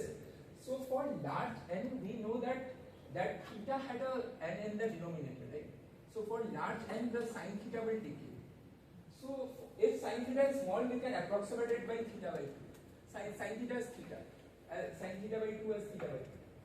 So we say that when n is large, all these less than equal to that we have turns to approximate signs. So finally what we get is a root n complex. It's proportional to root n by n. So now we show a simulation of the Grover's Hamiltonian. So this is we just present this Hamiltonian. So why this Hamiltonian works is because suppose we are given a quantum system, a quantum computer, and this is the Hamiltonian defined on that system. So it will evolve with time under this Hamiltonian, right? So there will be a time evolution. So if H is Hermitian, as we know for all Hamiltonians, e power minus IHT, which gives the time evolution, is unitary. So it can act as a quantum gate in our quantum simulation. So over a time delta t, we will do the simulation, and this is why it works. E power minus IHT acting on that initial Walsh-Hadamard transform gate, transform qubit state. So this is what we get. You can do the calculations. So this is the final state. So x is our required value. X is the search item. So this is the final state after time t. So if t equal to pi by 2 alpha, we see that only we get this value, and it has a global phase factor which we can ignore in quantum mechanics, and this thing completely blows away. So we see that this Hamiltonian really gives us the right simulation. So we tried a simulation with 2 qubits only, that is 4 states, 2 power 2, 4. So this is the oracle we have. You can verify that this gives us the required oracle transformation. So this is the oracle for 0, 0, 1, 1, 1, 0, 0, 1. So if someone is not familiar with these gates, so this is basically a NOT gate. This is like a NOT gate. So this flips 0 to 1, 1 to 0. So this is the CZ gate. So what this does is, if this lower qubit is in a 1 state, it will apply a phase flip, a -1 phase flip on the top qubit. Again here, it's just a CZ gate. So if this is in 0, it will do nothing. If this is in 1, this will do a phase flip here. Again here, the same thing. So now I will like to show you the results of the simulation. So this is for the 0, 0 state. So first we initiate it by the Walsh-Hadamard transform. Then we apply the oracle. Then this is the diffusion transform. So this is for the 0, 0, 0, 1, 1, 0, 1, 1. So our simulation, you can see it returns valid responses because finally we got a 100% probability. So I will like to iterate that this was a real quantum simulation run on a quantum backend through the front-end devices. So now we return to our next paper that was there. So this was a paper published in July 2001, and what this paper attempts to do is, it tries to do a quantum search similar to Grover's algorithm, but through this particular thing called a local adiabatic evolution. So we would try to see what local adiabatic evolution means. So first we turn to this theorem called the adiabatic theorem. So what this adiabatic theorem deals with is, like what we know in classical mechanics is, the adiabatic processes are processes in which there is no heat exchange with the surroundings. So this does something similar. Similar in the sense that here the energy is denoted by the Hamiltonian operator. So the Hamiltonian operator, its components in a particular basis, they change very slowly with time. Slowly with respect to what you will try to see. So this is a formal mathematical statement. So if we have a particular slowly changing Hamiltonian H of t, the eigenstates that we have at the initial moment, if we initiate our system in a particular eigenstate, it will remain in that eigenstate throughout the entire journey if it's a slowly changing Hamiltonian. But it will take up some global phase factors which we can ignore for all practical purposes. So this is the crux of the thing, and I will try to reiterate on this point that adiabatic approximation is valid. I said when the change of Hamiltonian, its matrix elements with respect to some basis are slowly changing. So this, like slowly changing with respect to what? With respect to the Hmn is the Mn component of the Hamiltonian. So its time rate of change we are comparing with respect to the minimum value of Em minus En whole square over the time of the simulation. So this is what we had for the adiabatic theory. So this is same as what I tried to show in the previous slide. So G mean is the minimum value of E1 minus E0, like the two states. First one state and the zero state. Zero state is the ground state. So it's minimum over the total running time. And we want this thing dH dt, the components 1, 0, to be of a very negligible magnitude with respect to this G mu squared. So this epsilon is a very small number. So now the question comes at how this abstract adiabatic theorem comes to effect in quantum computation. So what we do in quantum computation is we initiate a system in a initial state and we try to evolve it with time according to some Hamiltonian such that it reaches a final state which is an eigenstate or which is an eigenstate of a solution state of our problem that we are trying to deal with.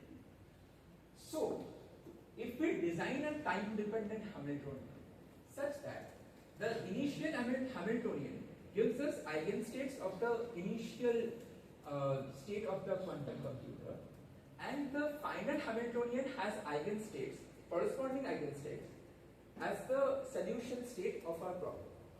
So then, by adiabatic theorem, we did not bother about solving that Hamiltonian. We can just trace this system over time. We can initiate the system. We can have this time-dependent Hamiltonian. We can observe it over time. The same eigenstate will remain, only it will gather a phase factor, but as we know that global phase factor does not change anything. So what we will try to do is finally, so for the Grover search that we presented in the last paper, we will also do something analogous to that. We will pick up a Hamiltonian, a time-dependent Hamiltonian, and we will set t equal to 0. For that t equal to 0, we will get an initial Hamiltonian whose eigenstate is the initial state and then the uniform superposition. And the final state at t equal to capital T, it will it will be the final Hamiltonian, and that will have one eigenstate as the solution state of our problem. So I will try to go through the quantum search by adiabatic evolution, which is the major topic of this paper. So suppose we have this two initial Hamiltonian and the final Hamiltonian. So initial Hamiltonian we are writing like this and the final Hamiltonian is this. So you can check that initial Hamiltonian has the ground state as psi naught, where psi naught is the uniform superposition. And the final Hamiltonian has eigenstate as m. So and what the principle of adiabatic theorem was that if we have a ground state, it will evolve with time to reach the ground state of the final Hamiltonian. It cannot change the order of the energies. So both have energy 0, both are ground states, so it transforms from one ground state to another ground state. So now we have this Hamiltonian, particular Hamiltonian called h of s. We define it as 1 minus s hi plus s hi. So you can see when s equal to 0, this gives us hi. When s equal to 1, it gives us hf. So what we need to do now is, we need to take s as a function of time. S is a parameter that we are inserting into this Hamiltonian. Now we set S as a function of our time parameter such that at the initial point it is S equal to 0 and at the final point, that is t equal to capital T, this becomes S equal to 1. So that's the only constraint on S of t. So also the h of S that we have here, we can plug in the hi and hf and we can check for its eigenvalues. So the eigenvalues we get are, so the highest eigenvalue is always 1 with a degeneracy of n minus 2, capital N minus 2. So and the other two eigenvalues which are non-degenerate, which are the lowest two eigenvalues, which are given by this, we solved and checked. So these are the two eigenvalues that we get. So the difference difference and the minimum difference of this, like when we take the difference, it will be 2 into whole root of this thing. So that will give us 1 minus 4 minus 4 by n s into 1 minus s. So we will take the minimum value of this thing as the G min that we set in the previous slide. So suppose first let us go with the easiest choice of S of t. So let us think S of t is linear. So which gives us t by t. So this is, you can check S of 0 is 0, S of t is 1. So the minimum difference G mean is obtained as S equal to half. So why? So this S into 1 minus S, if we want to minimize the difference between the two eigenvalues, we actually need to maximize this thing, S into 1 minus S. So that achieves its maximum value at S equal to half. So at S equal to half, we have its value as 1 by 2. Yeah. So this gives G equal to 1 by 2. So when we apply it to our adiabatic approximation equation that we wrote here, so G mean is 1 by 2. So we it goes there. So what finally comes is T is greater than equal to n by epsilon. So this you can see, this did not give us much of an advantage because this is giving a O of n algorithm. But still we have been able to regenerate the progress of the classical search algorithm, the linear search algorithm, through this adiabatic evolution. So now we will try to see the Grover search through this adiabatic evolution. So the scientists in the paper, they set this kind of a equation for T. So this can be inverted, this cannot be inverted analytically. So the inversion has to be through a graph, it has to be a numerical thing. So this is what they get for n equal to 64, I believe. They present this in the paper as their results. So this is the T of S that they use, and this T of S provides them with the final value of T equal to pi by 2 epsilon root n when they again plug in into that G mean and other stuff. So you can see that we have been able to generate the O of root n complexity, which was there for Grover's. So this is analogous to Grover's. Yeah. So now comes like proof of optimality. So it may seem that since we are tuning our S of t, we just need to set its endpoints, S of 0 and S of 1, but S of 0 and S of t. But we can vary the S in the middle. So can we achieve any complexity that we? It turns out that we cannot. In the paper they present their calculation stating that the very basic approximation for a search algorithm, a precise search algorithm would be that if we are given different states to search for, we will end up getting different states. Suppose you let me search for 2 and 3, I cannot give you the same state and say that this approximates 2 and this approximates 3 also. So this uniqueness is a very generic requirement for a search algorithm. So an approximate search algorithm should be such that different search elements lead to different final states. So it turns out in their paper that when they do the calculation, they show it explicitly that to guarantee that this thing happens, we need a minimal complexity of O of root n. It has to be greater than equal to root n. or else it cannot. So this was the proof of optimality, and this is our references. So thank you. We are open to questions.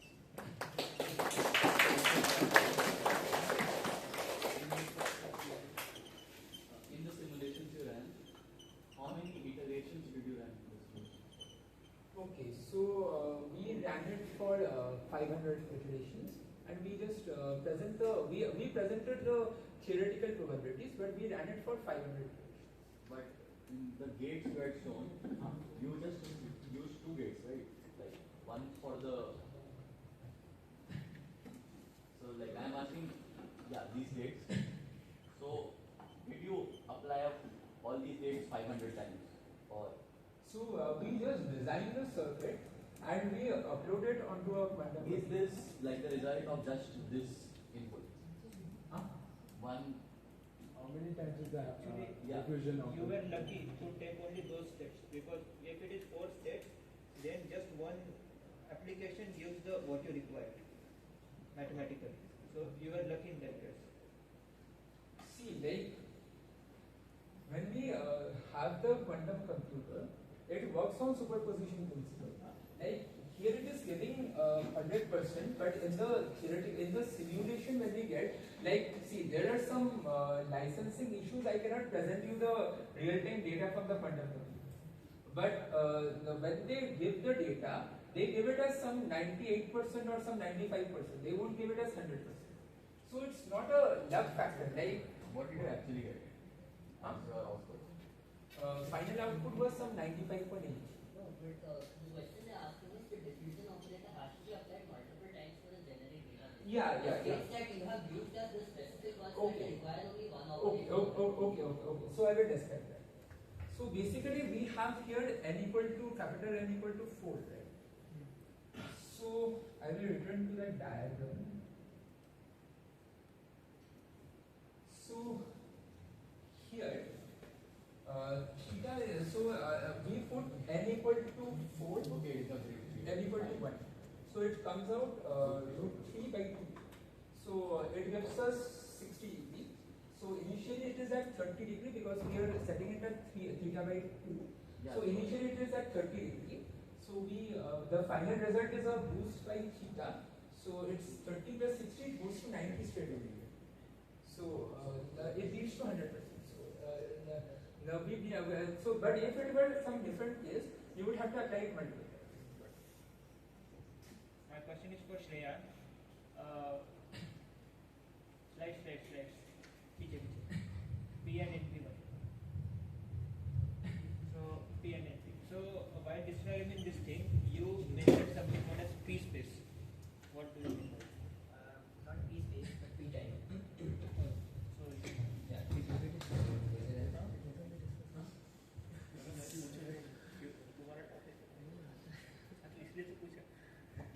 Yeah, not P space but P time. Suppose you have an algorithm. Let us suppose a search algorithm which searches through n elements. So for this algorithm, you have n inputs, right? Now, the algorithm, it will take certain steps to finish. Fine. The steps, it could depend on n invariant space.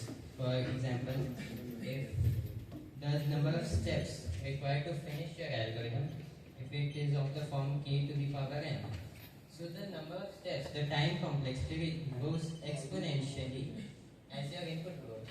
So that's an exponential time. But instead, if you have time complexity of polynomial function n to the power k, so that means it is in polynomial time. Is it clear? Or And one more thing, have you ever tried to explore how the classical algorithm works? Yeah. So what linear search does is, linear search it just iterates sequentially, and the binary search, it assumes your data is sorted in an increasing to infinity model. So it just breaks in half, checks the space. Yeah.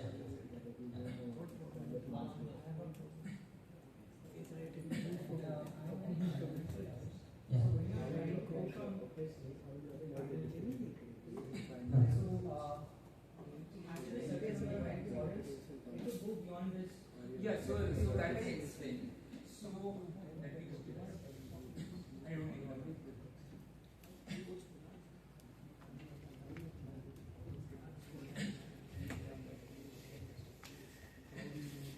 Yeah.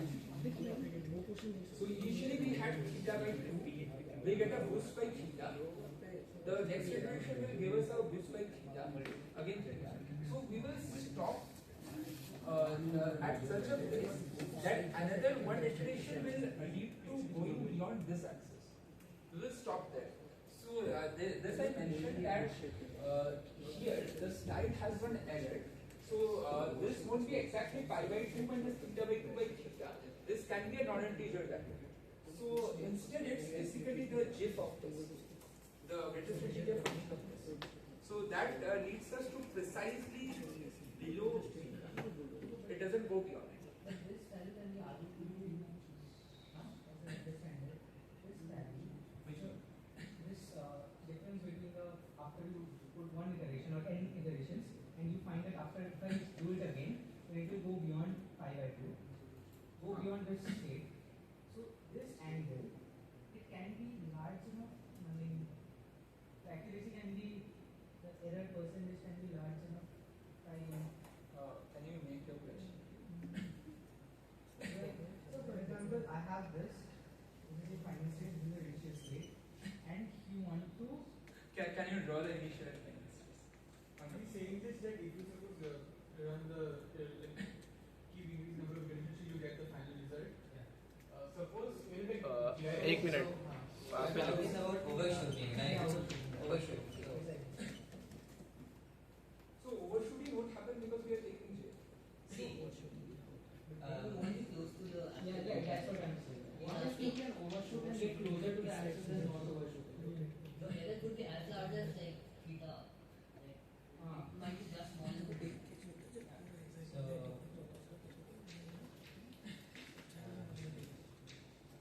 the probability since the sum of mod square is 1. Fine. And what we are doing at each iteration, if let's say n is the See, technically the paper tries to estimate the complexity in this algorithm. So even if we have here one extra iteration, that is for the computer to check whether that is giving us a better probability of the output or not. So that we can always do. We can have the like what do they call that ceiling function. Instead of the floor function, we can have the ceiling function. That will add only 1. So at a root, so compared to root n for large n, that will be nothing. I am omitting this theta by 2. So instead of this pi by 2 minus theta by 2, it will be pi by 2 plus theta by 2. But for large n, this theta by 2 does not make any difference. That adds only 1. So root n plus 1. Suppose your n is 10,000. What is that? In adiabatic case, you mentioned epsilon. Epsilon. In adiabatic, value expanding adiabatic model. Is it like any epsilon greater than 0? Okay. It is right text that. And global phase factor. Yeah. What is it? What is it? About the global phase factor. Suppose we have one pi machine, which is suppose some pi, and this pi is some pi into some e power minus e power I theta. Yellow t-shirt. So this would be some e power I theta. But for all practical purposes, the only thing we can do is this. We can only find the probability. This is the only measurable thing that we have. So that will cancel. It's fine, but what do you mean by physically? What do you mean by physically? If it means anything. Yeah, so it means like the phase, there's a, it's a complex number which is being multiplied for the amplitude. So and it's completing, suppose like if it's, if I have some e power I theta t, so it's completing one rotation in this 2 pi by 2. So that's the thing. So it's a complex number z that we have multiplied over constant sign. So this z on the plane, suppose this is the real imaginary plane. So we just have it completing one resolution error in this time 2 pi by 2. So that's it. Is that clear?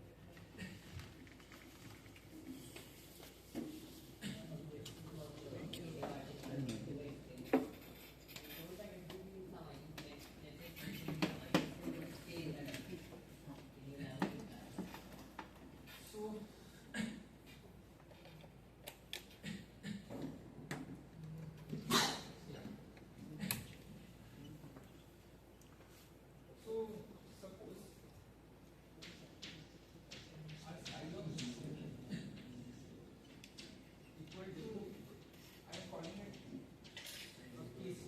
This is the eigenstate at initial. Like this is K.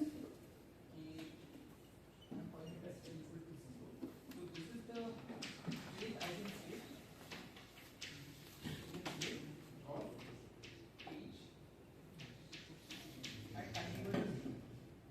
So what this adiabatic theorem states is, for this, when we expand in terms of its eigenstates, we have like psi of 0, which is write it as summation Cn of 0 into n of 0, n at equal to 0. So this is the total sum that we have. But here in this case, all the Cn of 0 will be 0 if n is not equal to 3, and Ck of 0 will be equal to 1. Ck of 0 will be equal to 1. So what the adiabatic theorem states is, after a certain point of like after some time, Cn of t is given by Cn of 0 into e power I some 1k and so what is the dynamic phase and then the result. So since Cn of 0 is 0 for n is not equal to k, so Cn of t is also 0 if n is not equal to k. But if it is equal to k, it remains 1 and it just directs some global phase. Yeah. So that's what I said. Like if it starts in, suppose the third eigenstate for initial computation, if it evolves adiabatically, so it will move to the third eigenstate of our final phase. And here we are assuming one thing. One thing was stated in the assumption that at all points our Hamiltonian has non-linear eigenvalues. So with time, suppose we have this as the ground state 0, we have this as the ground state 1. We can never have this. We can never have this. It always has to be like this. It has to be continuous. Or if it's not continuous, then it can go anywhere. Is this condition of non-regency satisfied by Yeah. So Yeah. the graph looks like this. So the ground state and the energy it looks like this. For the next energy So that was the finding of the paper. During time evolution of the Hamiltonian, why does both these phases come into effect? Like, why does a dynamical phase and a Berry's phase or the geometrical phase come? So this comes from the math. Should I show the math? Can you show, say something about it intuitively? So this dynamical phase is the ordinary phase that comes from solving the time-dependent Schrodinger equation. How about the Berry's phase? Huh? About Yeah, the base. dynamical phase is fine. So this comes from this is the normal thing. So and how this comes is, so when we study the time evolution of this system over time, so psi of u becomes Cn of t. Suppose we have this dynamical phase, let it be theta.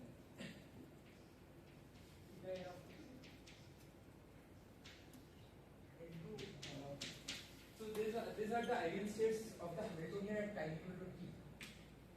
So, what this geometrical phase means is that if the Hamiltonian is not adiabatic, we can have the system initially at a ground state, but over the course of time, the Hamiltonian can mix the two states.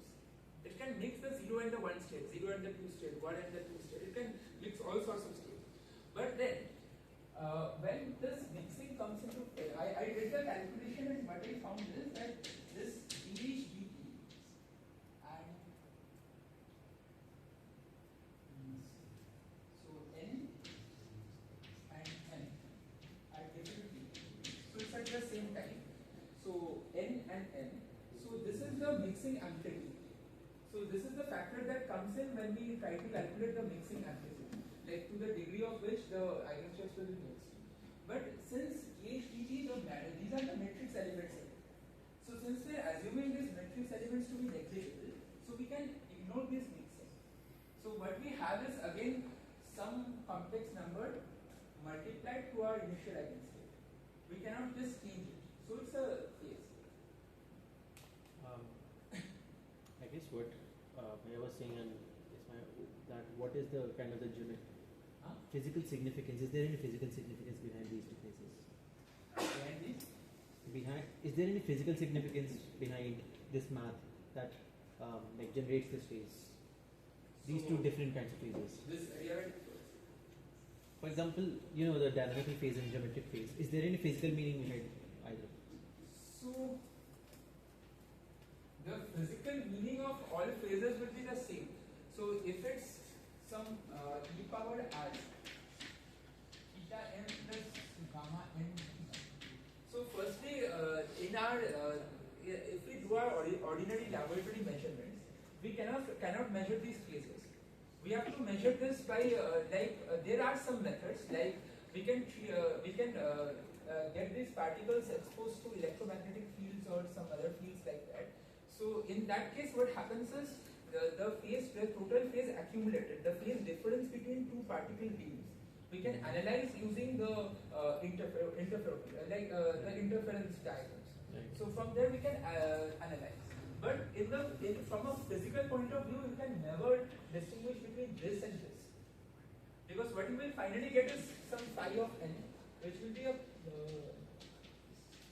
this plus this. You can never distinguish between this and this.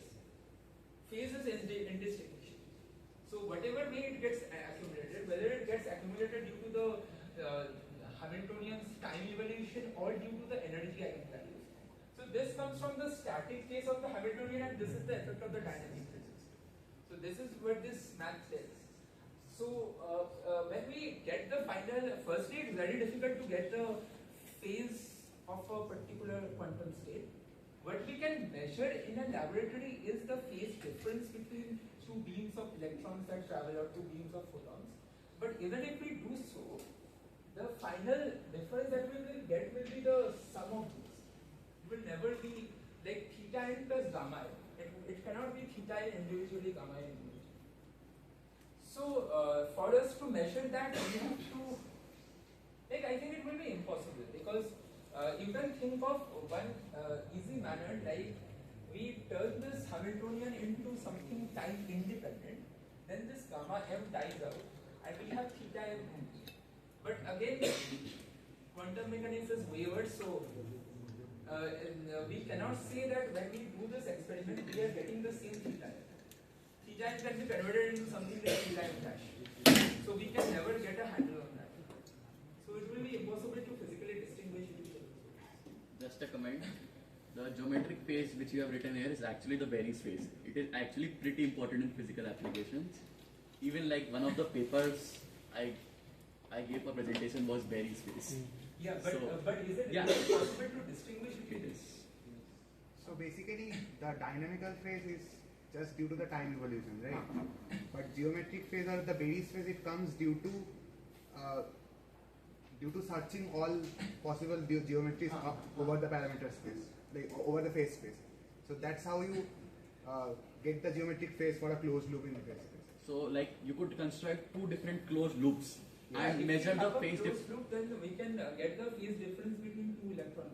Yeah, so you can get the dynamical phase same of those two loops by evolving them over the same time, but you can have different closed loop geometries for them. So the Berry space will be different, and then you interfere those. Okay.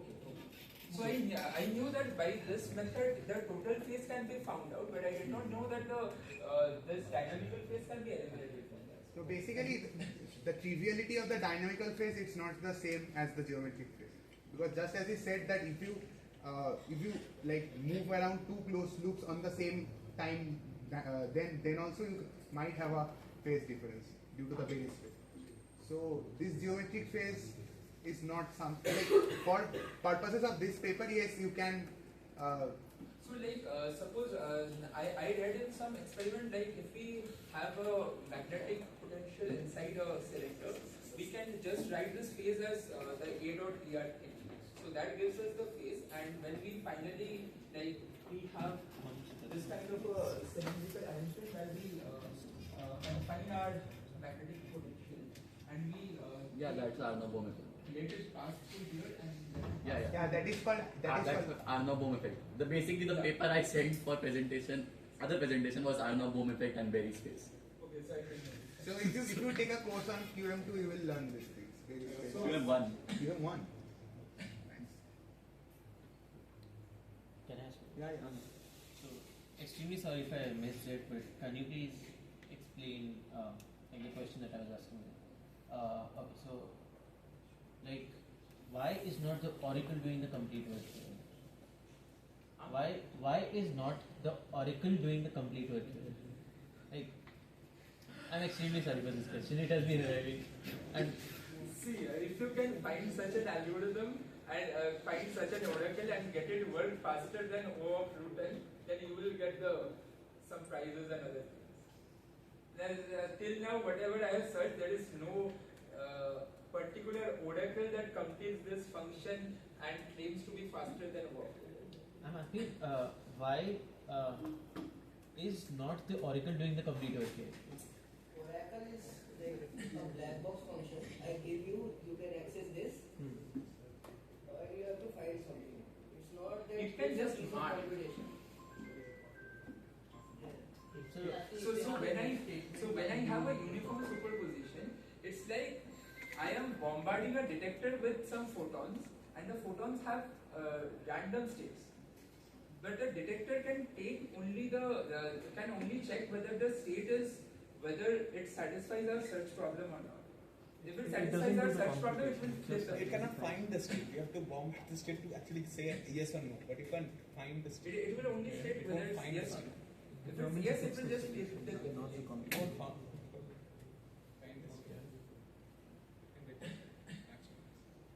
So, in the adiabatic theorem, we are changing the Hamiltonian from such that initially the initial state was ideal state, and finally the required state is a. So, I mean, this seems a challenging task experimentally. So, is there some experimental validation or something?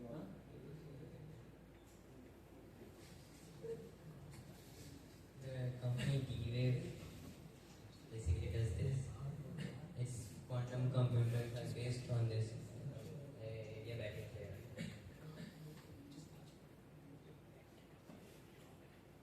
Okay, so is there any other question? So if not, let's finish.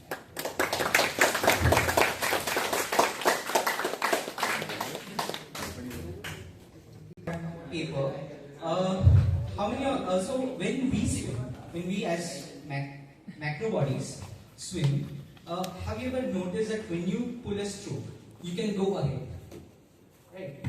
So yeah, but that's not what happens in case of microorganisms at the micro state. So our paper focuses and reviews on that, how microorganisms swim at low Reynolds number, which is the title of the paper. And yeah. So the paper was presented by Eric and Thomas. So this paper is basically a review paper.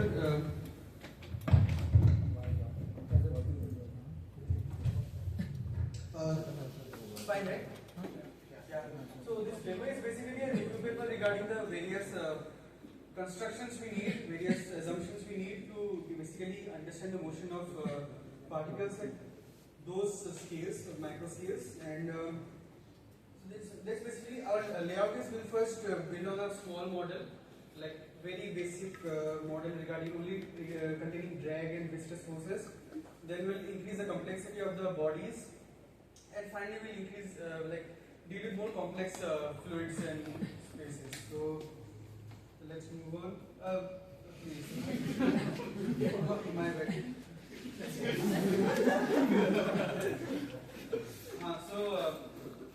At low Reynolds number, so what Reynolds number is, this guy will explain more.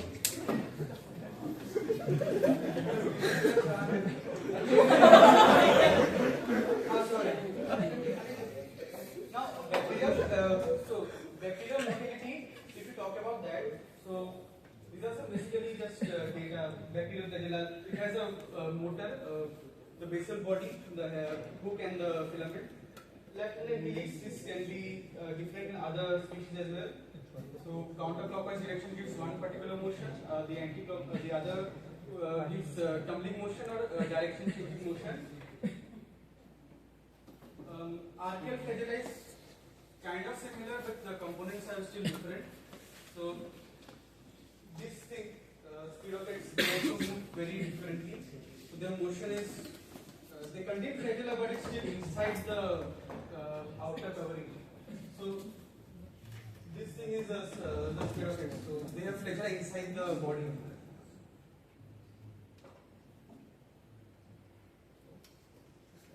And here, this is eukaryotic flagella and cilia. So their motion is also quite different, like because of the larger size and also because of greater complexity of the motors.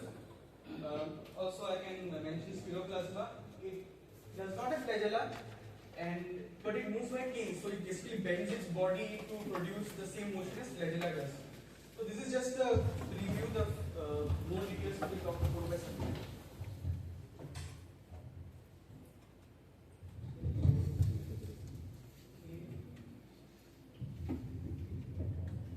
Am I audible? Okay.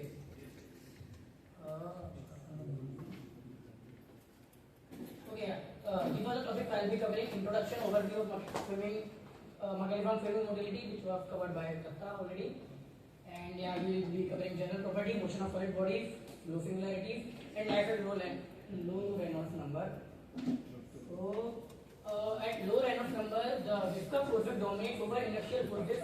So, due to which the microorganism cannot rely on their momentum for motion, so they use specialized methods such as flagellar rotation or ciliary beatings to move. And these are some important things to understand. And this is our research focus, investigating how microorganisms move in fluid environments which are dominated by viscous forces, and the role of hydrodynamics in microbial propulsion. So I guess you must all be aware about Reynolds number. It is just a quantity that describes the relative importance of inertial forces to viscous forces in fluid motion. And here are two other important interpretations of Reynolds number. There are many other interpretations, but these are important for our case. The first one rates the effective transport time to diffusive transport time. The effective transport time in this the effective transport time comes. It tells us about how the fluid properties transport via bulk motion. And the diffusive transport, it just follows the momentum diffusion equation, and it is controlled by kinematic viscosity. And the Reynolds number can then be defined as the ratio of diffusive transport time with effective transport time. And another interpretation of Reynolds number is it can be defined as the ratio of inertial forces to viscous forces. All the mathematics is here. And now we are talking about Reynolds number, low Reynolds number, but exactly how low? So you can see exactly important data, how low must the Reynolds number be. And for swimming humans, Reynolds number can reach up to 10 raised to the power 6. So we will consider Reynolds number to be low if it is lower than 1. Now let's get on to some mathematics. we will start with one momentum equation, its non-conservative form, which is this. Now we introduce the shear tensor and shear tensor, then we will get Navier-Stokes equation, and for constant viscosity coefficient it reduces to this form, and for an incompressible fluid following the divergent free velocity condition, the Navier-Stokes equation reduces to this, in which this term is inertial term because it relates to momentum and velocity, and it is the viscous term because the coefficient of viscosity comes. That's it. And so we get the $1 million Navier-Stokes equation, and so the Navier-Stokes equation are, the point of statement of momentum conservation, and all the mathematics. Just nothing to be told. Now at low random number, so we will consider the limit of random number tending to 0. So for which the Navier-Stokes equation simplified to the Stokes equation. So what basically happens is the initial terms goes to 0, and so we get the Stokes equation. This is basically Stokes equation which we will be working with. And one important property is this equation is linear and independent of time. It's just one more other thing, frequency Reynolds number. It is basically related to time, the omega. Basically it is small. There is nothing much about this number. Okay, so computer fluid volume V bounded by Vertical. We are talking about reciprocal theorem. It is a very important theorem, a really important one. You have to give a presentation. Two different properties U1 and U2 exist which satisfy the Stokes equation for the same boundary conditions at infinity, and the stress is associated with them are sigma 1 and sigma 2. So basically the reciprocal theorem says this thing.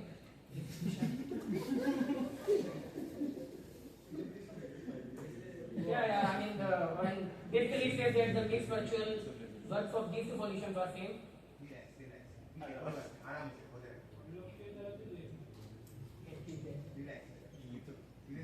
Okay, so since the Stokes equation are linear, so the relation between kinetics and kinematics are linear. So if we subject it to a force F and torque L, then the rotation, the relation between the velocity u and the rotation omega follows this matrix, and if we inverse the matrix, this matrix is known as resistance matrix, and if we inverse this, we get the mobility matrix. And so one consequence of the reciprocal theorem is that these two matrices, the resistance matrix and mobility matrix, must be symmetric. It is a direct consequence of the reciprocal theorem. So the terms, these terms A, B, C, M, and O,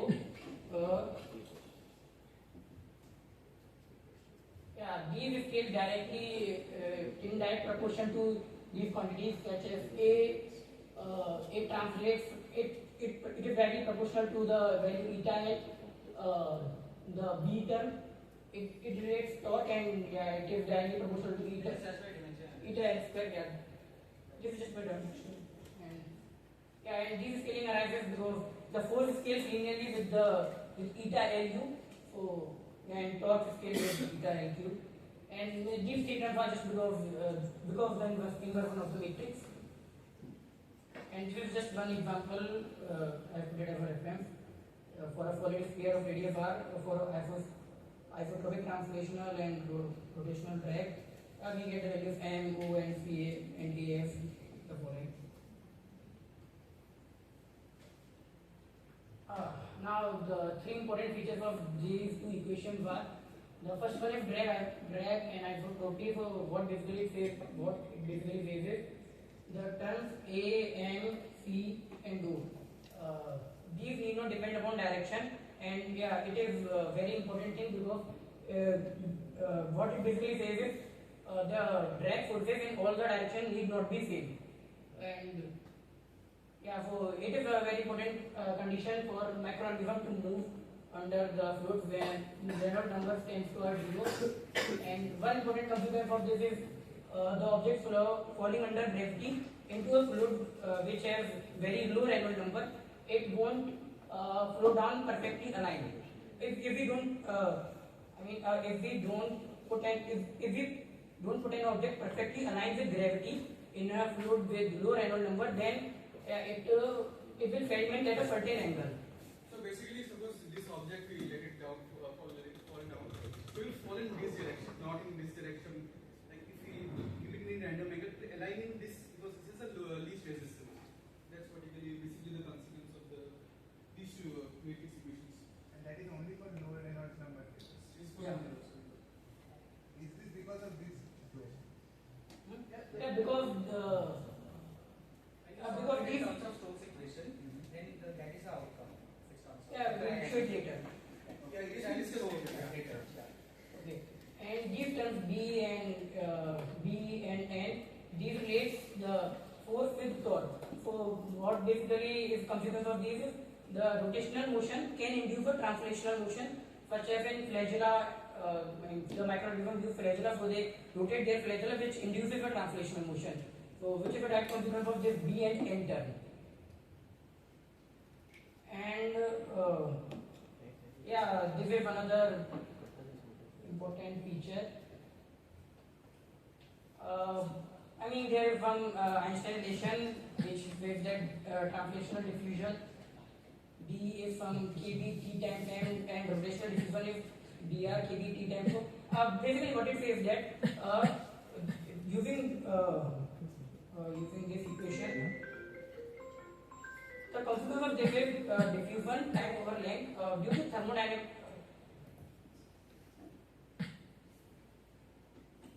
So basically, time to move this distance is approximately this L square by d term. To rotate by thermal motions only, the rotation time is in this range. So the factors of 2, 3, 5 was not considered. Similarly, this is an example.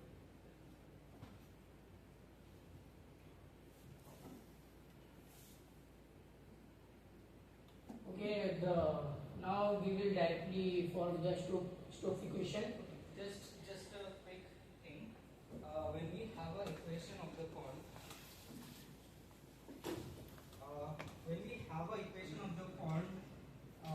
LG equals to some Dirac delta function.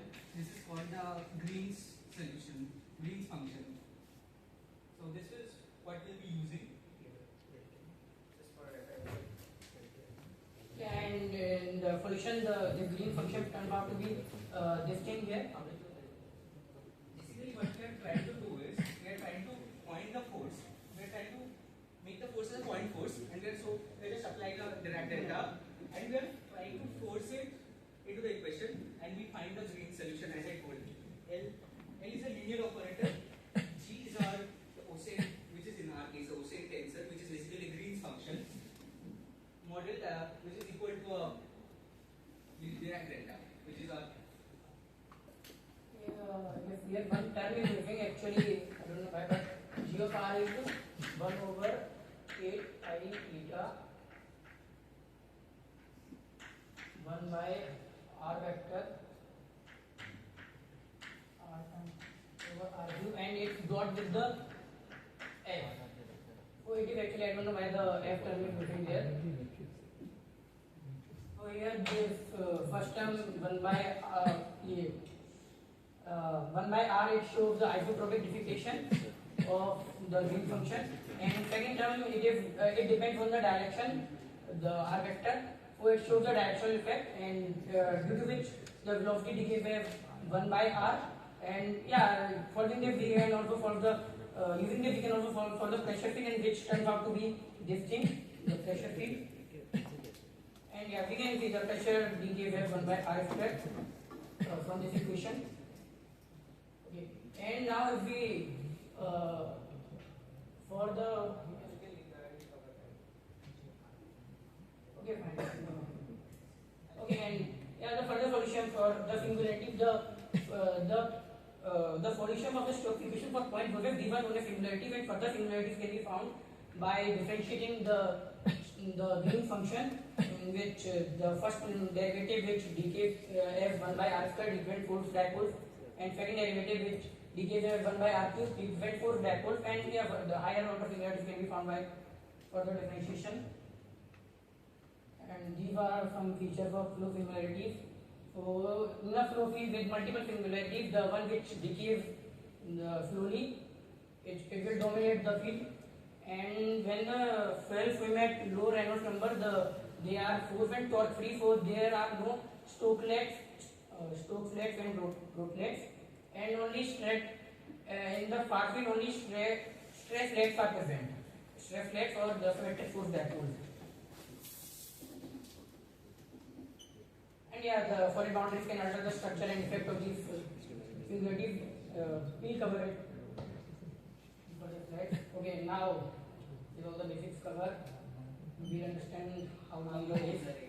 Okay, so here's a quick definition. We call a body framework if by deforming its surface it is able to sustain movement through fluid in the absence of external force by external non-hydrodynamic force.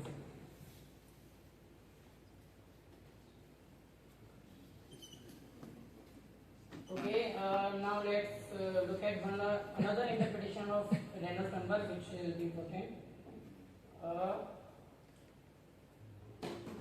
The Reynolds number, consider a framework of mass m, size L, and velocity u, which is length of density rho and viscosity eta. So for a human framework, the coasting distance, we relate the Reynolds number with the coasting distance. So for large framework or the human, the coasting distance is determined by the ratio of framework to fluid density. Coasting distance is basically the distance if a framework stops using any force and stops any movement, how further can it move? It is known as the coasting distance. Ratio of swimmer density of ratio of Swimmer density to fluid density. Okay. This is the first point which I told. And for low Reynolds number, the coasting distance is directly proportional to Reynolds number.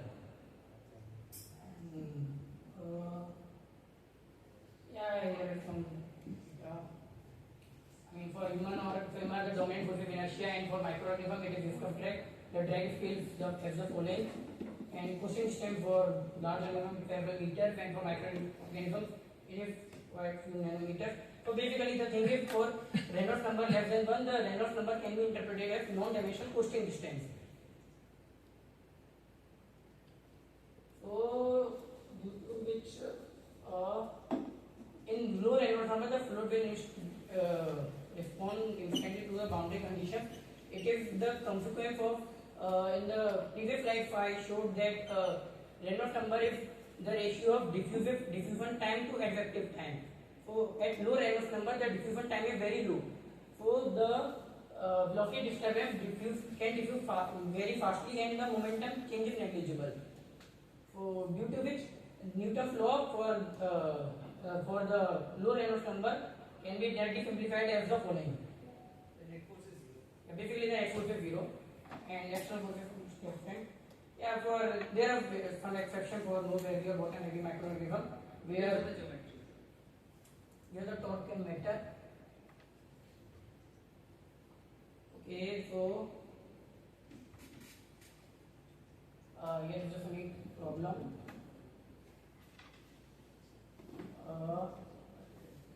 I mean, we will solve this equation, we will try solving these equations itself. We interpret, we understand what these equations, about these equations solve. So we will call the surface velocity of the framework UFT, surface velocity field around the framework. The velocity of the fluid around the framework is UFT, and the framework velocity is UFT, and rotational area is mach of t. So the instantaneous velocity at any point of the framework surface will be given by this thing. And this problem resembles the eigenvalue problem, and we can simplify it using the reciprocal theorem. All the mathematics have been skipped here. So by applying reciprocal theorem, finally we get for solving the forces and torques this equation. And so using this equation, we can find the translational velocity or the rotational velocity if we know the framing gate, the velocity field around the framer. And yeah, here is a special case I have shown for an example in which for a spherical framer, the rotational the translation field relates to velocity field f diff and torque, the rotational field relates to the velocity field f diff equation.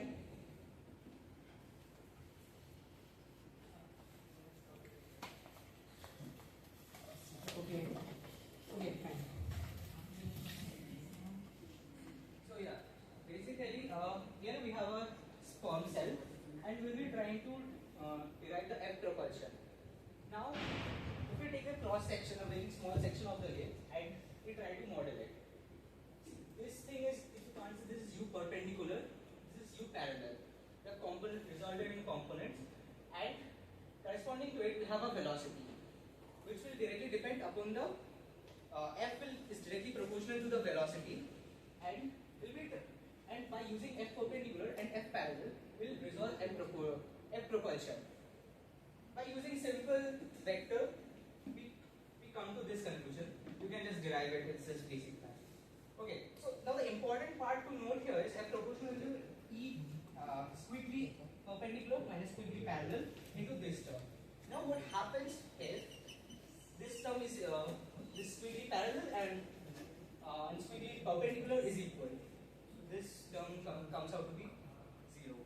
So the important thing to note here is for a microorganism, this thing is exploited. They use a drag anisotropy. If I just have so F is equals to squiggly into U.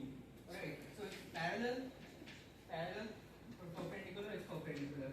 So yeah, this is a main consequence of drag anisotropy which was discussed earlier and which will be further discussed. Why is it 0 again? When he mentions that suppose a body here is isotropic in all directions, so the stress tense will be basically symmetrical. So in that For case, anisotropic it won't be 0, right? Yeah, for anisotropic these two terms are unequal. Unequal, huh? Yeah. So there will be a F propulsion. Yeah. Consider a sphere which is isotropic. Yeah, so the condition for net propulsion are drag anisotropy. If the drag anisotropy won't be there, then this term will go to 0. So drag anisotropy is a equivalent condition. And force can point in different directions from the deformation. Yeah.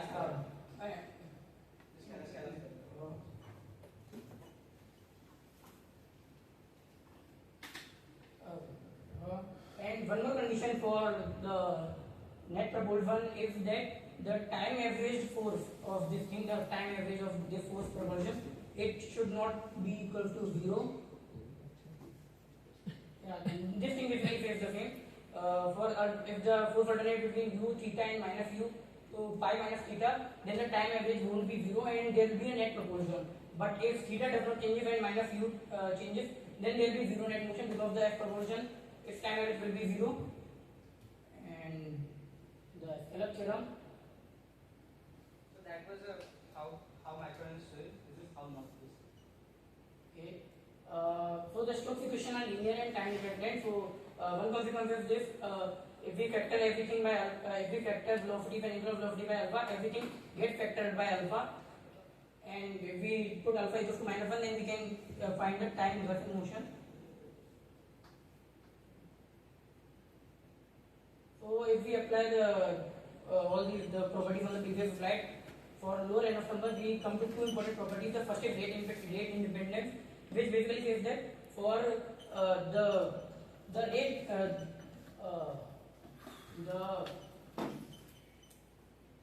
the speed at which the microorganism uses its flagella or the cilia, it won't affect its distance after completing its full cycle. So because the Stokes equation is time independent, and the second is Scallop theorem, which we are discussing, and it basically says that if we reverse the time and see the motion, and if it appears to be the same, then there won't be any net motion. Basically, just a quick, what that from basically this. If the body does this kind of motion, which is time reversible, then there will be no net motion. This was Pearson's scallop theorem in essence. If the body, and you've seen a scallop move, this is how it moves. But that is based on motion in forward direction or reverse direction, they are identical. If this thing is happening, then there is no net motion in low Reynolds number. For the first thing, rate independent, here is the mathematical theorem. We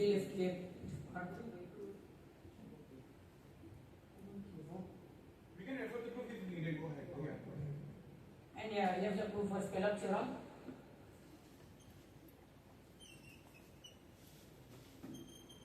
And for using the scallop theorem, the Purcell derive the motion which can move and which cannot move. For the motion, basically the scallop which open and closes its shell periodically, it won't be able to move because it is time reversible. And another thing he derived is the dumbbell femur. It is basically a femur which have only 1 degree of freedom. What is basically it says that if there is a femur which have only 1 degree of freedom, then the motion will be reciprocal motion or time reversible motion. So there won't be any net motion for 1 degree of freedom. And for the Purcell derived 2 types of femurs. I mean, he showed that these 2 types of femur at low Reynolds numbers are possible using scallop theorem.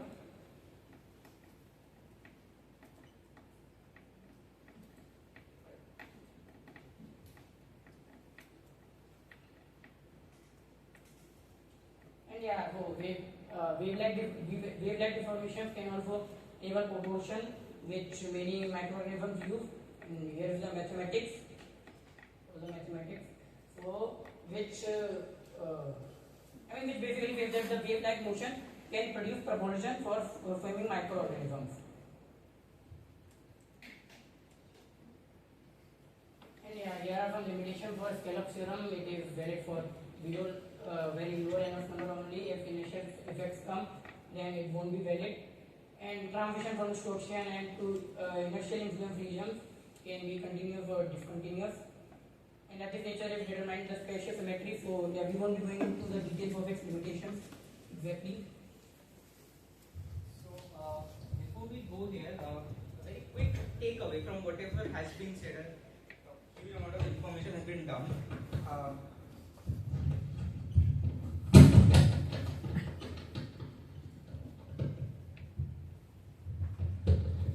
So yeah, so the key takeaways from whatever has been done. First one is drag anisotropy, which states that the coefficient of force for in a particular direction is different for 2 particular directions.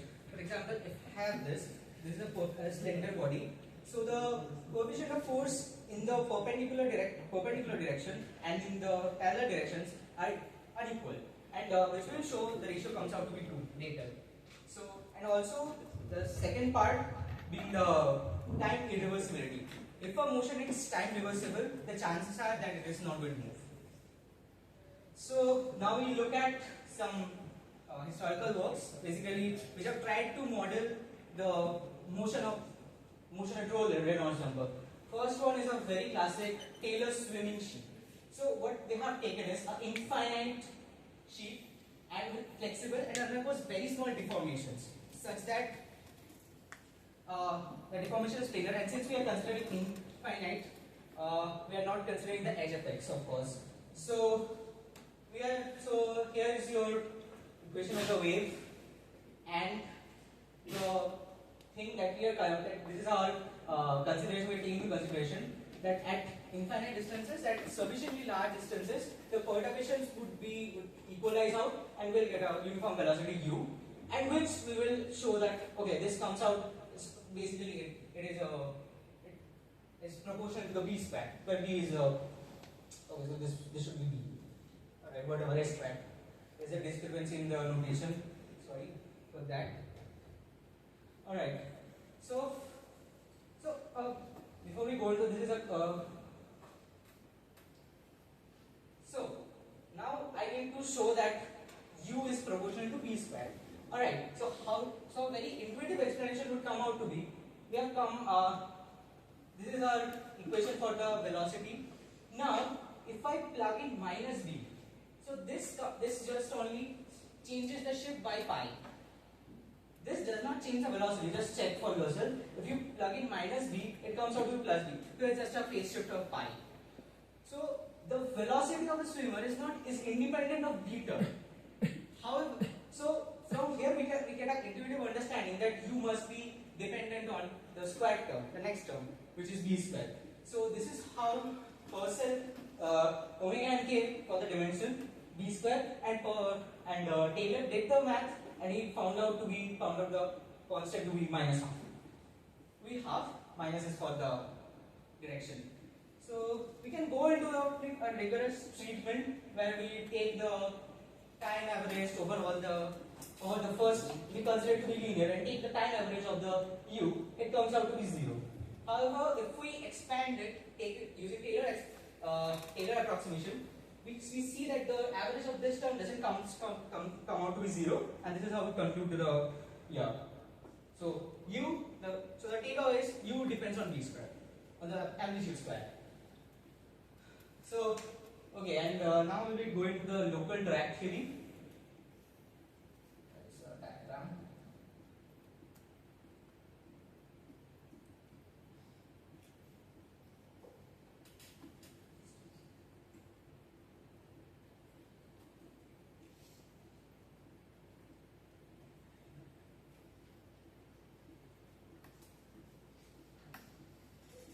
Okay. So, we'll be considering the local drag theory, which states just a minute.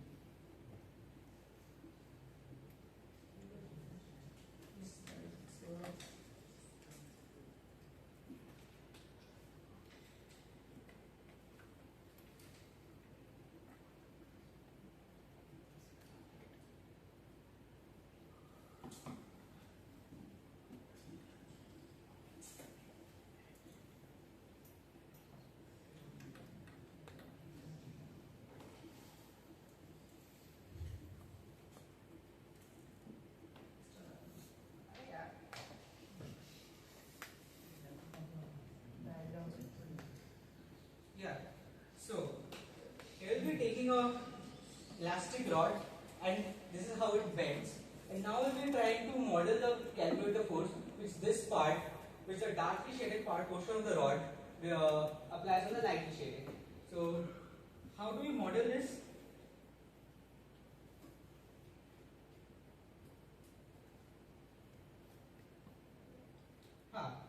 So what we'll be doing is,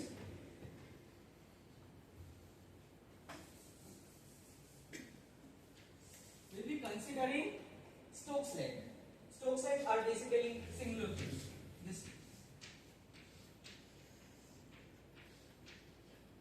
Which Samir showed in the Hossain tensor thing, the Green's function to the Stokes equation. So first of all, we'll be considering it as a equally spaced Stokes length, n equally spaced Stokes length. And so the first term is the self motion, which is motion. For example, I'm considering this part. So this is the self motion, and this is from the flow for the other Stokes length. All right. So as you can see, as I said previously, just constant values as u, and the constant of proportionality is squiggly. So the motion of ith segment is f external by squiggly of segment by n, because there are n segments, and plus the flow from other segments, and we are going to sum such that j is unequal to I, because we are not considering the j equals to I, that from that one, because that is our interaction. So since n is very larger than 1, we can easily replace the sum with the integral, and then after doing the integration, this is what our equation comes out to be. Now the important thing to note here is this, and I'll derive how the drag and isotropy comes from this particular term. So as you can see, we have a very interesting term known as 1 plus ex. Alright, so now represent f.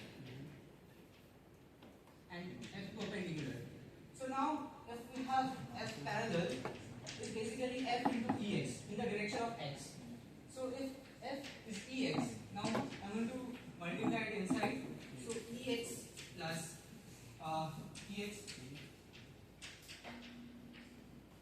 So this is what comes out. So this comes out to be 2Ex. Alright. So our U. So our U comes out to be 2 times something into F, whatever the ln L by 4 pi eta. Alright. And if we consider F perpendicular, which is F into EY, so 1 plus Ex times EY, so it is EY plus this term is going to 0, so it's just 1. So you see that there is a proportion, so the ratio comes out to be 2 between U parallel equals to 2U perpendicular, yeah, and which is basically equals to this whole term, ln L by 4 pi eta. This is how drag anisotropy comes out to be. And yeah, the force in the perpendicular direction is half. I mean, he considered the force perpendicular and force parallel as same. So what we get from this one is U parallel equals to 2 times of something into F parallel, and similarly here U perpendicular is 1 times of something into F perpendicular. So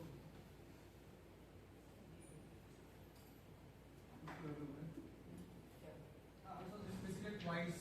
So considering a factor. yeah, if we just because we are trying to derive the ratio of the drag anisotropy terms, so that's why we are considering F parallel equals. So are you applying the same force in both perpendicular and parallel directions? Yeah. So even if you not consider this, still quite clear that this factor is same. There's a factor of 2 extra coming up here. Yeah, but F parallel. So it's basically E perpendicular, E parallel is symmetrical. Okay. So this clearly depicted here. Okay. Now we will be exploiting. I think I will be skipping this part. Should I skip? So basically, just U is time average of the particle's velocity, and this is this whatever we derived here. So E perpendicular and E parallel is basically a factor of 2. So this factor is positive. So there is net motion. That's basically what this Equation in essence tells us. This is a model of a microorganism which has a sphere of radius RB and the filament of length L. We have considered the filament drag, we have considered the sphere drag, and then we have tried to model the velocity. And the average force from this theorem comes out to be this. Now, important to note here is if you consider L very large than R, so yeah, this term goes to 0. This term goes to 0, so it's basically omega k v square. And if we consider E perpendicular, so twice E parallel, so this comes out to be minus half. So so average of velocity comes out to be half omega v square, which is, if you recall, very identical to the one in Taylor's swimming sheet. So this is an improvised version. You can derive Taylor's swimming sheet from this model, from local drag theory. And okay, so then we come to the slender body theory, which is even a better approximation for this. So slender body theory, why do we need this? This local drag theory assumes the fact that 1 by log A by A is very less than 1. However, when you consider, whereas A is the diameter and capital A is the length of the, what would you say? Length of the filament, yeah. However, in case of real microbes, this term comes out to be 10 to the power 2 into 10 to the power 3. And if you take the log, it comes out to be 2 to 3 terms. So it's clearly not very less than equal to 1. So we need a better theory. So comes in the drumroll slender body theory. So what, in essence, I'll give a qualitative explanation. What the slender body theory does is, in the drag force theory, we considered only one term of log n. However, we'll be just taking the higher order terms, and this will approximately give you the theorem. But however, it will the main disadvantage, you have to take dozens of terms even to get a better approximation by 0.1%. So this is not really a sufficient condition. So we go into the integral method, where what we do is, this is a very qualitative explanation. I'm not trying to get into the mathematics. What we do is, for example, we have a body and we are trying to model this.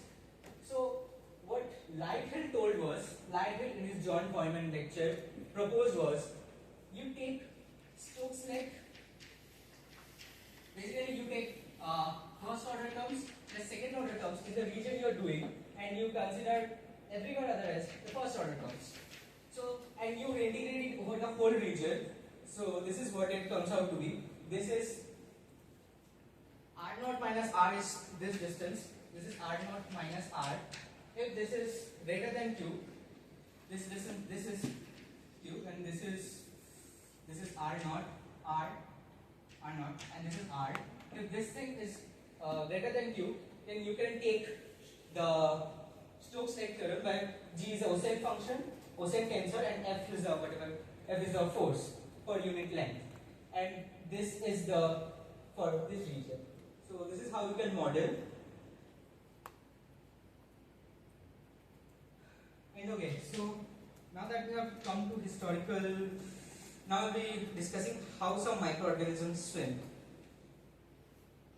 So there are two methods that we'll be primarily discussing. One is the distributed actuation and one is the localized actuation. So in microorganisms, what actually happens, I'll give you first the simple model that where is it? Boundary actuation. Elastic filament is driven by a motor at its base. If you have studied cell biology, you must be knowing that there is a motor at the base motor. So yeah, this is the boundary actuation. However, this does not really happen. The motors are spread all over the filament, but this is only a qualitative. This is only for qualitative study. So how do we? So we are considering there is a motor here, and we'll be trying to study the force on some further. So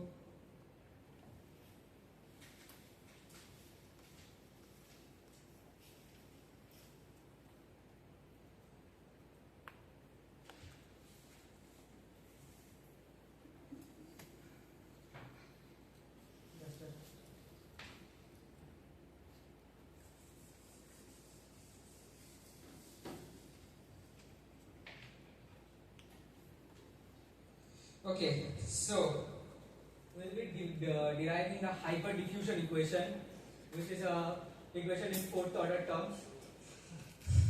Alright. So the moment derived is A times the d2. This is the curvature and this is the coefficient associated with it. Alright, so yeah, and we studied that the total force should be same. Then we can write as dm by dx plus fy equals to 0, because the total force is same at lower and somehow, as Samir told. So fy dx equals to dfy dx, which is, if you substitute,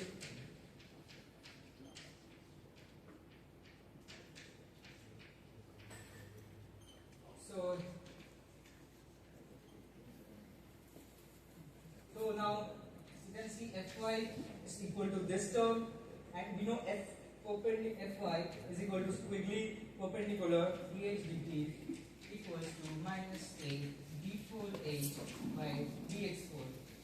So this is what we call a hyperdiffusion equation, and now you can go on trying to solve it for different geometries. I'll just write the hyperdiffusion equation.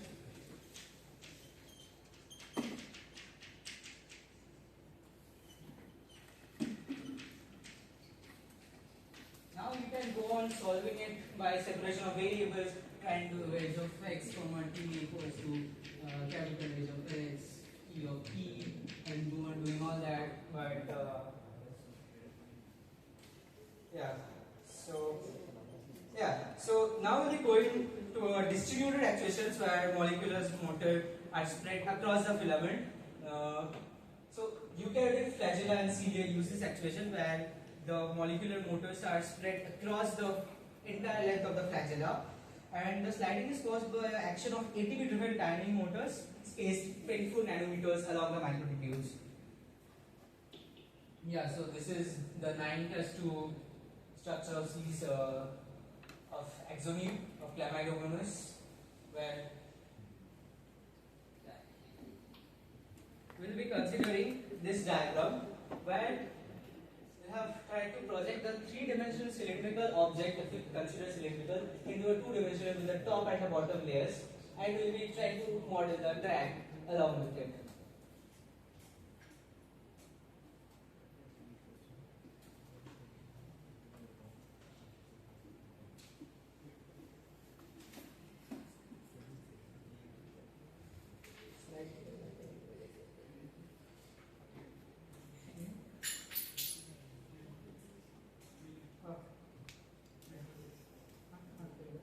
Guys, it has been already like 40 minutes. Try to move upstairs. Yeah, I will try to be fast. I mean, the 30-page paper, so not just.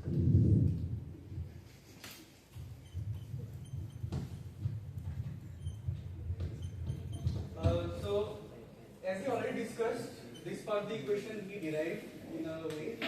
Now, but in this axoneme structure, we can see that dynein heads which act as motor and help in propulsion. So, for those terms, for motor activity, we introduce this F term here. So, how exactly it comes, we can discuss later on. So, but this is basically the model, and F here depends upon basically the sliding capability of the two filaments over each other and the action of the motors. So this is this model what it talks about. Then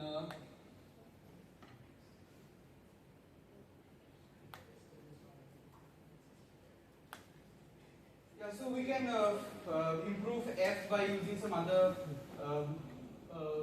like using frequency domain. Like we can improve basically on this model. Similarly, we can take A as some viscous element, A is an elastic element, omega lambda is some viscous element, and we can improve on this model.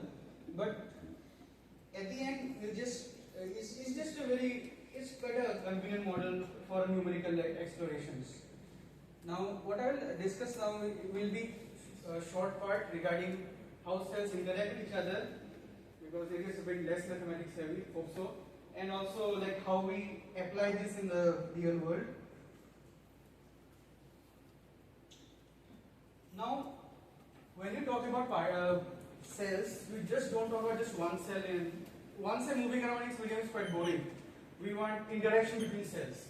So yeah, so interaction between cells, basically we can model this using the same Stokes equation, but we can consider a cell as a combination of force Dirac function, pull Dirac function, or push Dirac function. So with two Dirac functions together, we can obtain higher terms, and so this one is for one monopole. So for dipole, we can just differentiate it. This is the formula. We can just differentiate and get the formula for a force dipole. This P represents the F in force into distance between the two dipoles, and for cells which basically push the fluid, this quantity is positive, and for cells which pull fluids towards itself, this P term is negative.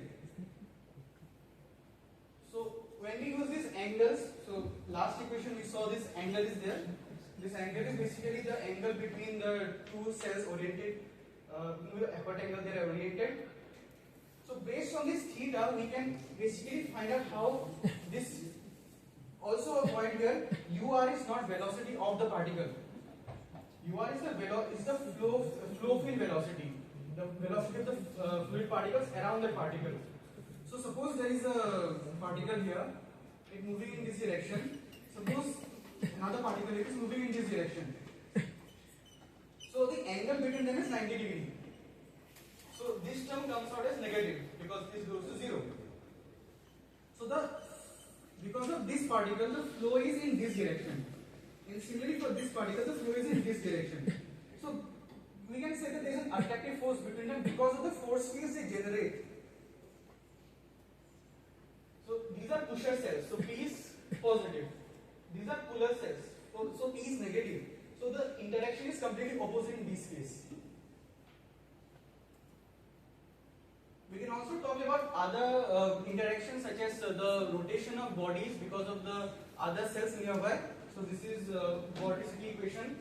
Omega is a vorticity and it's just curl of the flow vector.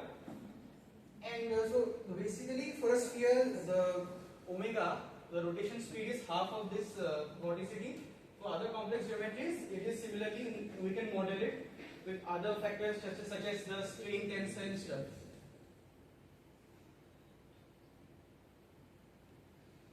So here we are just talking about how A influences B, and as A changes the motion of B, the secondary motions influence the motion of A as well.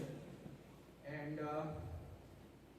this slide is basically Einstein did something here, and then the other Purcell and Taylor added some few terms. So this basically talks about how a fluid changes if a particular cell concentration is introduced in the fluid. So if no cell, like only random particles was there, these terms will go to 0. This is some Brownian motion wala term. But if cells are present, so these terms also come into effect. We can skip this here. Now we can also talk about how these cells interact with boundaries. So near boundaries, what happens is we can, at the boundary basically, suppose this is a wall, the flow just adjacent to the wall is 0 because the wall itself is at 0 speed.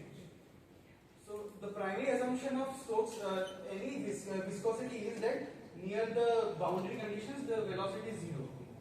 So suppose a particle is moving in this direction. To model what happens to this particle, we can consider mirror problems. Like we can assume another particle mimicking its motion in the other direction. So what these models help us is they introduce higher order terms such as 1 by r square, 1 by r cube, and basically they better help us in this model. It basically image problem, but just don't take a negative set because that does not exist. Complex fluids, not very complex though. We will not talk about these. If you are interested, we can go through this. So what happens is in complex fluids such as the mucosal fluid of cervix or the cumulus cuforus which is surrounding the secondary oocyte or primary oocyte, what happens is there is this polymers come into play, like actin polymers, those come into play. So because of them, the flow velocity does not remain what we discussed previously. Like previously we had just this term. So in presence of polymeric materials, these other terms also come into action. This lambda 1. This basically is a metric of how polymerized the fluid is. In normal fluids, lambda 1, they are 0 and we just get this equation. So it's just a correction. And this we already discussed this equation, the hyperdiffusion equation. So we can also improve on that. So this is just an experimental improvement. This is not mathematical. Then these are artificial swimmers. So these are the Purcell just made 3 kinds of swimmers. So this is the spiroplasmic movement, the spirochetes, they move by bending their body. So he just tried to replicate those. So out of our 336 references, some references, I mean, they are quite interesting, you can go through them. First was interesting, you know. Just one comment. Any questions? What made you feel that you can present 89 slides in 25? Yeah, no, like you realized that you had to present the paper, not like copy everything from the paper. Right? Yeah, basically, I'll say this was a review paper, and so he just compacted 2-3 papers within one section. Yeah, so you could. So that was you the could have skipped over the sections and just mentioned important. Yeah. Like you could have just mentioned the theorems from fluid dynamics and directly used them. We did not need to derive those. Like whatever he did. So many topics you don't need to discuss. Like you have discussed 3 models. No need. Like you can just give one. Maybe the second model maybe it is important than first. You can discuss 2 models. Yeah. And then, Make music.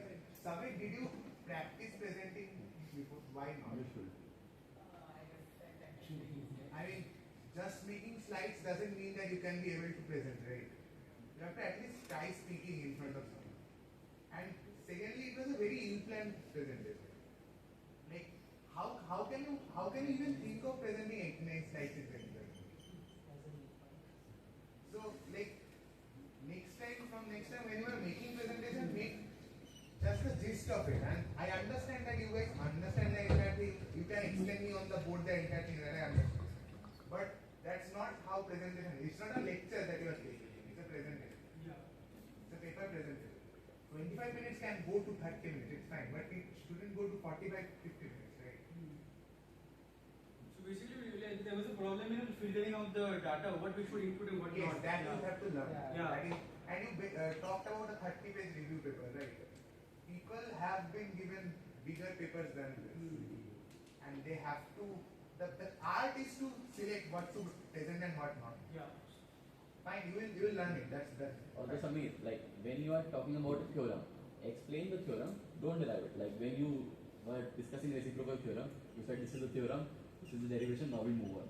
You did not explain the theorem. You need to explain the theorem and then move on. No need to derive it. Exactly. No need to show the mathematics. Like you could remove the mathematics from the slide, it doesn't matter. Just explain what the theorem says. But the inference that it makes, so there's a theorem, there's a derivation, it's not how you present. And also, it's not Squiggly, it's Zai. It's not Zai. I know I was making some blunder, but okay, Yeah, but that's fine. It is okay. That is fine. That's completely fine. I have some questions. Alright. In one of the introductory slides, you have at first spoken about Navier-Stokes situation. Can you move to that slide?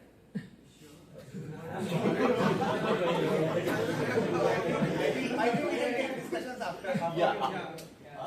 We can take discussions after. Sure. Yeah, you guys can talk.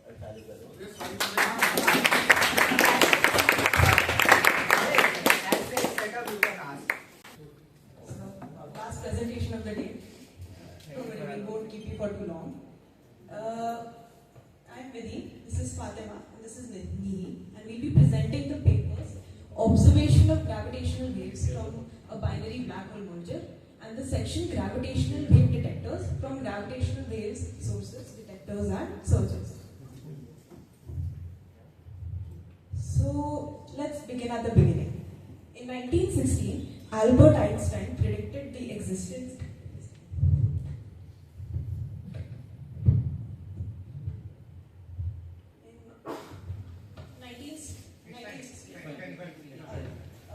Albert Einstein predicted the existence of gravitational waves, which are the analogs, gravitational analogs of electromagnetic waves.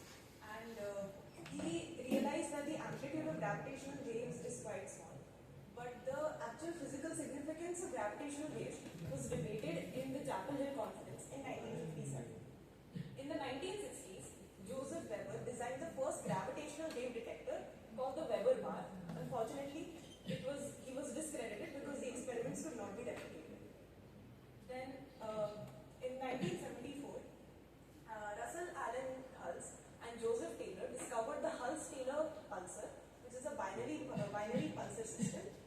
And they and Weisberg found out that the decay of the orbit of this pulsar matched the loss of energy due to gravitational waves calculated from general relativity. And thus this was used as an indirect evidence for gravitational waves. And Hulse and Taylor then received the Nobel Prize in Physics in 1993. Finally, in 2015, we had the first gravitational wave which was detected by LIGO. That is the Laser Interferometer for Gravitational Wave Observatory.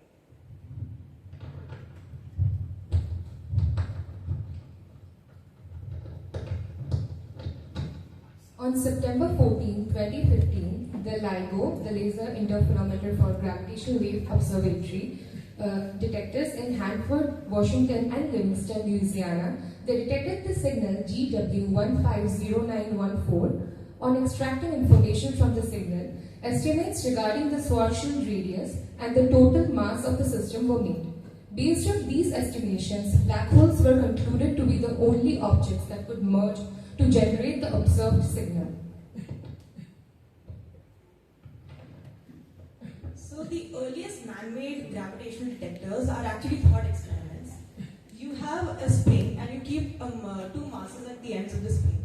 The spring is stretched. When a gravitational wave passes through the system, there is a change in the length, and the energy from the gravitational wave is transferred to the spring in the form of potential energy.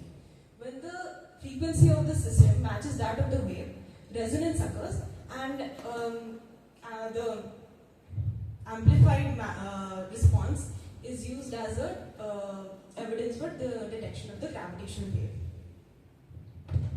So the first type of gravitational wave detectors were the bar detectors by Joseph Weber. So they are basically simple metal sliters, and the energy from the longitudinal oscillations were measured by piezoelectric transducers, and the anomalies in the measurement were attributed to gravitational waves, but then it could not be detected by more sensitive instruments, so his detection was discredited.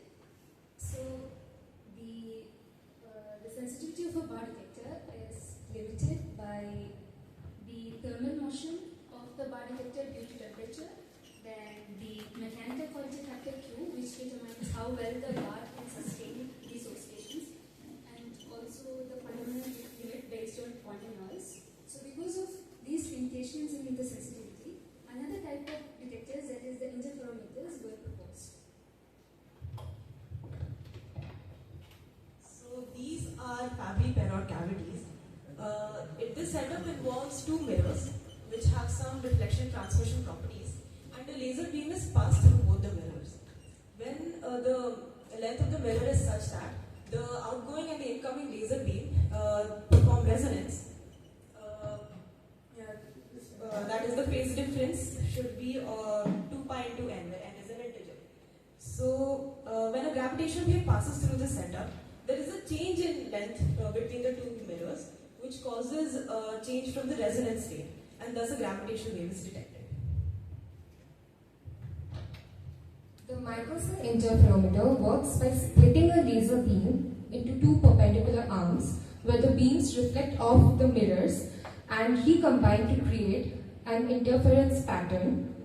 And in advanced setups like LIGO, each arm contains a Fabry-Perot cavity formed by an input and an end mirror, causing the light to bounce multiple times and hence increasing the effective optical path length and enhancing the sensitivity to tiny disturbances due to the gravitational waves that might happen.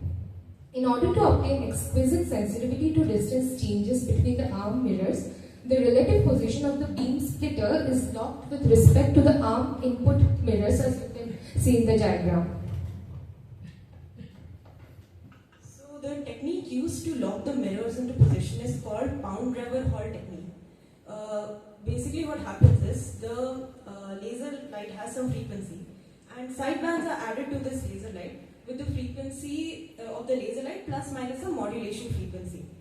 And then after reflection, the power of the light is calculated by a photodetector, and then it is mixed with the original sidebands which were passed through the mirrors, and the information regarding the power of these sidebands is collected, and the information is such that depending on which side the mirror should be moved, the sign of this power that we get is opposite. So this information is then passed to a servo control system, and it moves the mirror accordingly. Additionally, a power recycling mirror is also placed between the laser and the beam splitter to reflect the unused light back into the interferometer, so that we can achieve resonance of the light, and hence the laser power is increased, and so the signal to noise ratio is also improved.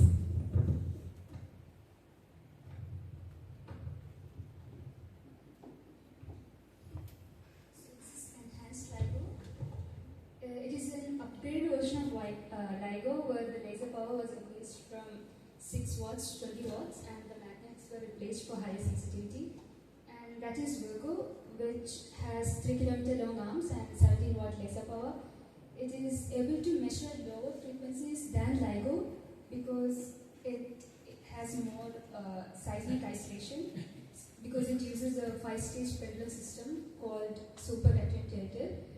And so it is more sensitive to frequencies below 40 Hz, while LIGO is more sensitive in the 150 Hz band. Thus, Virgo can detect low frequency spinning neutron stars like Vega. This is GEO 600. It was built on a smaller budget and is used as an observatory when Virgo and LIGO are being worked upon. And lots of innovations like multiple pendulum suspensions and signal recycling were tested in GEO first before putting it on LIGO and Virgo. And Tama and Kagra are interferometers built in Japan, and Kagra was specifically built in a mountain, so because rocks suffer less seismic waves than soil, so it is more seismically isolated. And there are prospects of underground cryogenic detectors called Einstein telescope and detectors in space using 3 satellites. They have been discussed, but there's been not much progress in that. And then another way to detect gravitational waves is using pulsars. So pulsars are very dense, rapidly spinning neutron stars that emit beams of radio waves. So as they rotate, these beams sweep across the Earth at extremely regular intervals. So the arrival time of these pulsars change due to the passing of gravitational waves, making pulsars like a galactic-sized detector.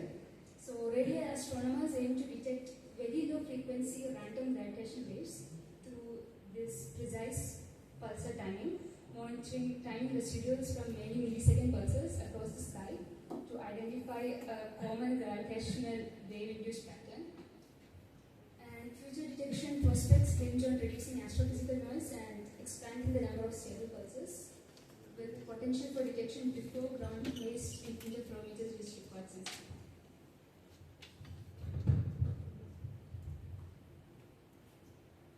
Now, coming back to what we actually observed, since evidence for environmental and instrumental noise was found to be none, the detection of the gravitational wave GW 150914 was done from 16 days of data, from September 12th to October 20th. The first issue was to find out the background noise so that the significance of this wave could be judged. The issue was that the background noise is not, it's of a non-Gaussian form, so it needs to be empirically derived. And it is not possible to isolate the detector from noise. So the technique that is used to find out the background data is called time shifting. What they do is the events of one detector are time shifted by a large offset, and then it is compared to the events of the other detector. Since the signals corresponding to the same events are separated from each other, if there are any coinciding signals, then they must refer to the noise, and hence they contribute to the noise data.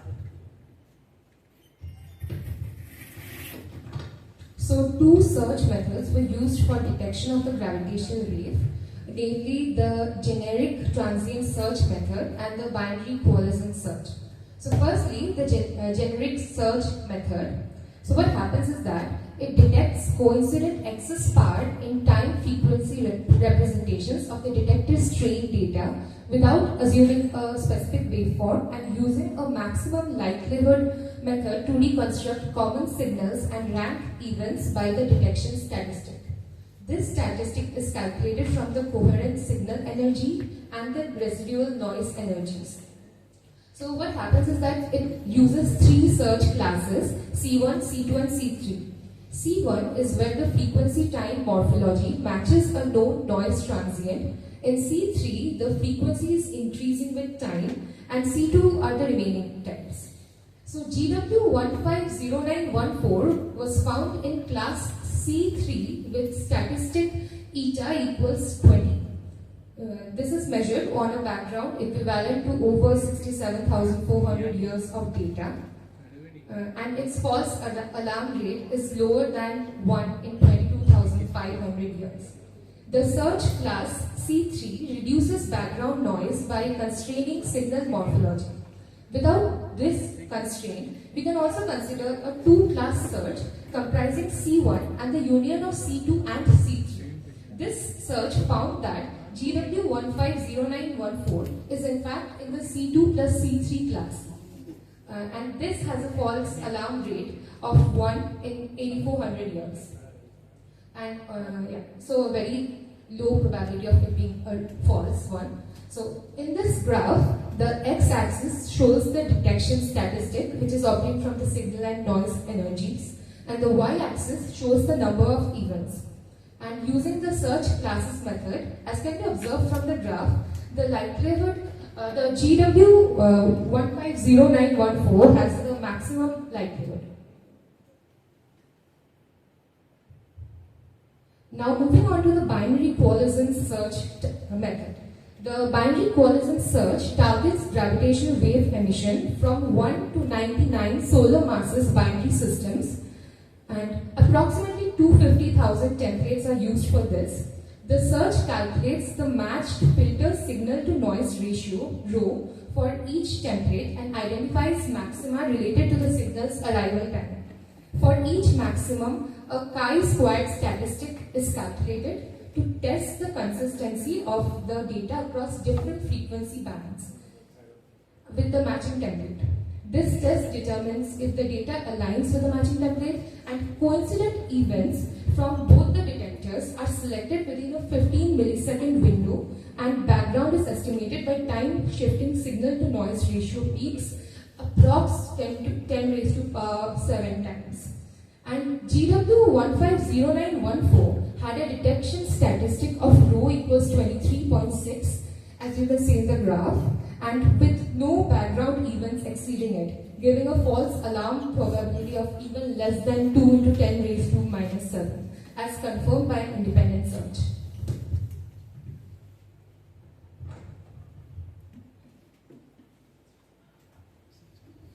Then the information extracted from the signal detector was used to make sure that it matches the data from a black hole measure. So the consistency checks included checking against Einstein's equations involving mass and spins of the initial and final black holes. Also checking the phase of the wave with general relativity calculations, and using the waves to constrain the quantum element of the graviton, so to get bound on the mass of graviton. And it was found that the results of the wave were consistent with general relativity, and thus it was concluded that the GW150914 was indeed a binary black hole merger. A number of gravitational wave detectors were conceptualized and created since gravitational waves were predicted to exist, but it was only a century later that the first successful detections were made by LIGO in 2015 for the first time in Hanford and Livingston. This groundbreaking achievement was followed by the observation of the first neutron star merger, GW170814, in August 2014, jointly detected by LIGO and Virgo in Italy. Expanding global participation in this frontier, the LIGO India initiative aims to establish LIGO on Indian soil, placing the country firmly on the international map of gravitational wave research. Thank you.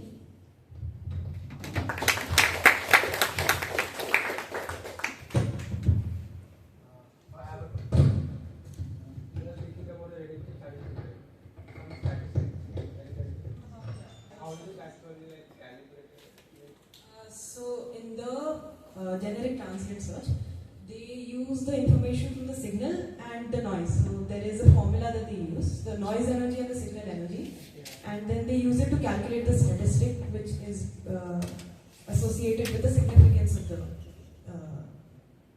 event. Can that be translated to some sort of probability instead of the x-axis with the statistic, that kind of thing? Can we just have a probability distribution? Probability distribution as in we had a number of events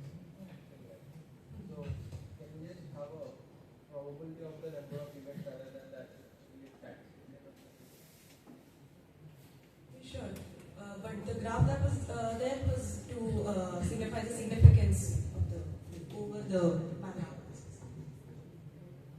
What are you doing exactly? I mean, initially the signal and noise are both coupled to each other. They're added. So how are you separating them? How is this transient search separation? So the noise is basically coming from the background data, which is using the time shift method, where so they're basically coming up with the data by trying to figure out which of these can be the noise. So if it's coinciding after time shifting, if the signal is coinciding, then it contributes to the noise data. Then that's it, right? You have already like what are you doing after that? They're basically finding out over and above the noise data, whatever signals that we have, how significant are they? Significant in the sense compared to the noise. What is the likelihood of it being an actual gravitational wave instead of a noise? Just explain. Say like at t equal to 0, the signal started. At t less than 0, there is some function fx. After t greater than 0, there is some function gx. So what you are doing is gx minus fx is the signal. Right? Gx minus fx shifted to the positive side is the signal. Yeah. What are you doing except this thing? Like you mentioned a lot of methods to remove noise, right? What are they all doing after this thing? So the time shifting method, that is to create a data for the noise, like for the background data. Over that we have the significance of the waves that is calculated. So depending on whatever noise data that we have, the signal energy and the noise energy is then associated in the detection formula. One more thing is that the noise is a random variable. Right? So whatever noises you had observed some time back won't be the same thing which you observe now, right? So if you're subtracting the one which you have observed back, how is this eliminating the noise? There is more of an overestimation of noise that's happening here to prevent false alarms of so that we don't say that this is a wave if it's not a wave. And what was the difference? Like how was the LIGO thing better than the Weber?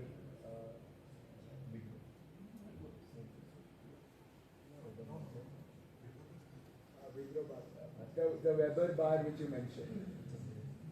After that they made LIGO, right? Yeah. So what was the improvement identified? First of all, Weber bar, there was an improvement in sensitivity because we're using laser light here. In Weber, was it just because of laser improvement? Because so it was more sensitive in the sense that we were able to detect the small changes in length compared to the metal selector that we use. It's because we're using interference here. In the Weber bar, you were limited by mechanical properties of the cylinder. Didn't that also use interference? Just go back this way.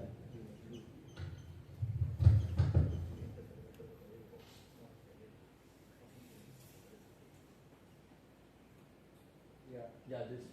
Next. Yeah, this thing. This is Weber bar. Yeah, that is a Weber bar. So it is also using interference, right? That is using longitudinal oscillation. So the energy of this oscillation, basically it's measuring the energy of the oscillations, and any anomalies are then considered to be What is the evidence diagram of in the that. right? That is the Michelson interferometer. Okay, so is that used in this? That is not used in this. Okay. So then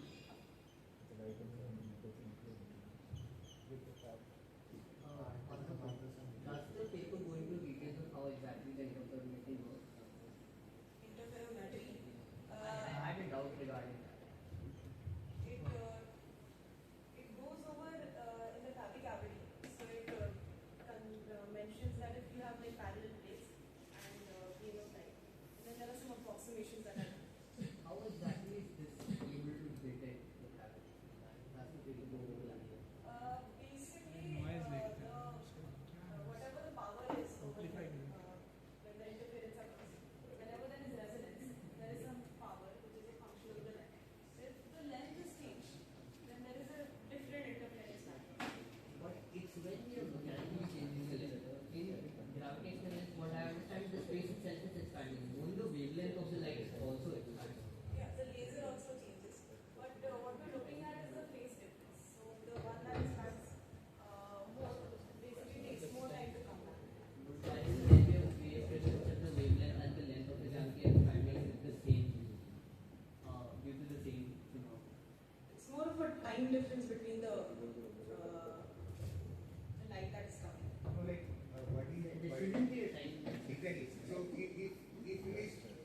caused by a gravitational wave, it should change the space rate, the entire space temperature, by the same factor. Is it so?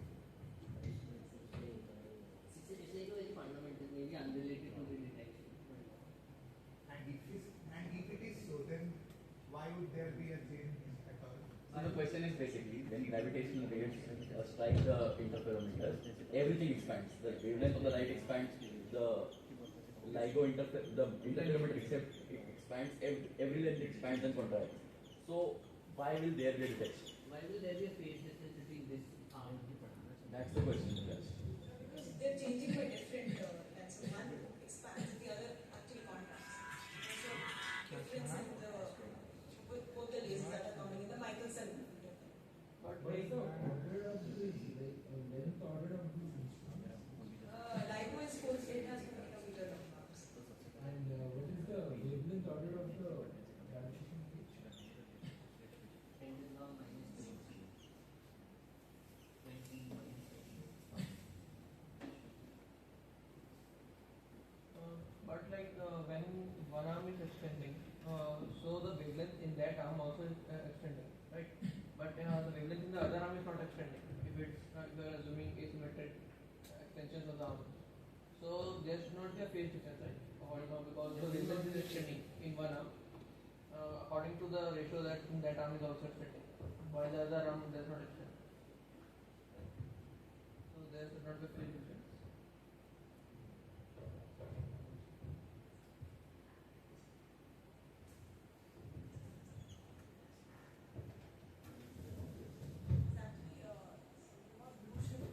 Blue shifted and red shifted light.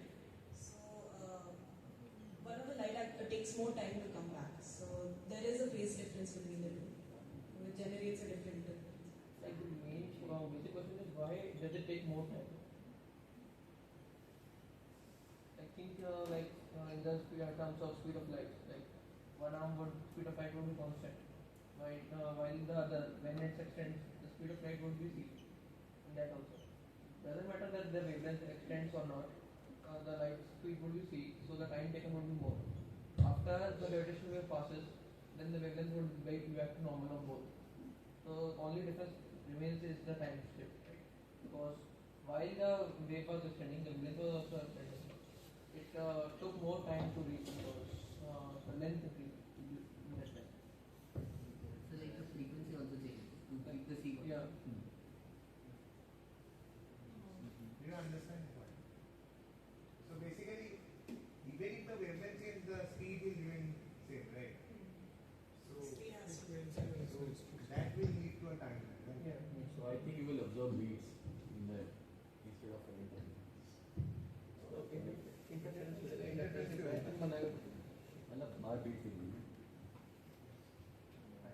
Any other questions? If I heard that right, you somewhere mentioned about the Compton's wavelength of gravity. Can you please elaborate? Basically, that is just related to the mass of the entire system. And with the help of the signal, they were able to calculate a bound on the mass. And then they were able to use it to physically estimate whether it was in agreement with the black hole model. So you are assuming that graviton is to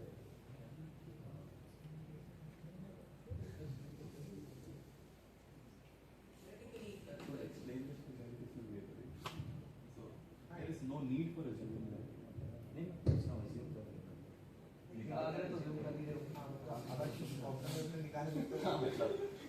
That's just the point of this question. I was curious, how can you calculate whether the Compton wave? No, Compton wavelength calculate technically you don't have to consider graviton as a ball, right? नहीं मैं graviton के existence पहले assume करेंगे, which I doubt, but फिर भी अगर करेंगे तो कैसे? No, so basically you just need a wavelength, right? If you have the wavelength of the wave, you can find the Compton wave, the Compton effect. It's basically your next semester lab. Yeah, but you are like kind of relating a particle. You are not exactly taken. So basically, after that, you are saying that okay, then might be analogous particle of gravity. But to calculate the Compton shift per se, you don't need to assume a hard sphere. Is this formal mathematical.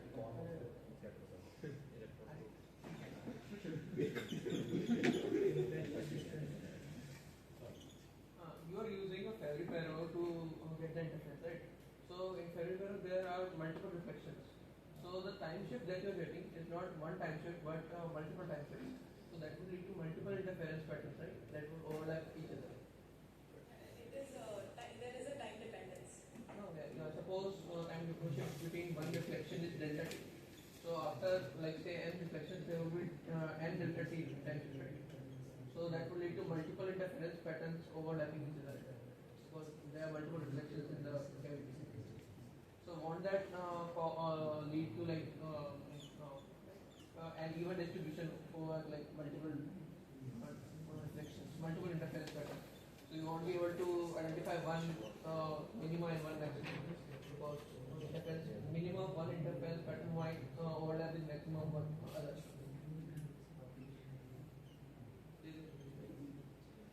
There are multiple interference patterns being formed due to multiple reflections in each house. You're saying like the effect of the waves averages out because of the but I guess because the arcs are so long and the gravitational waves also travel at like the same kind of speed, right? So I don't think so that effect will come. No, I think you can like fix delta t as compile and the factor so everything adds up. No, I'm saying that like, once it travels, then once while it was traveling, the gravitational wave was at maximum. While when it's traveling back again, then gravitational wave might be at minimum. Gravitational wave की speed पे depend करेगा. What is the speed? Angles आ रही है. वो phase कितना shift हो रहा है. Like once you are measuring like supposing one reflection, it delta t is positive because the gravitational wave is at a maximum.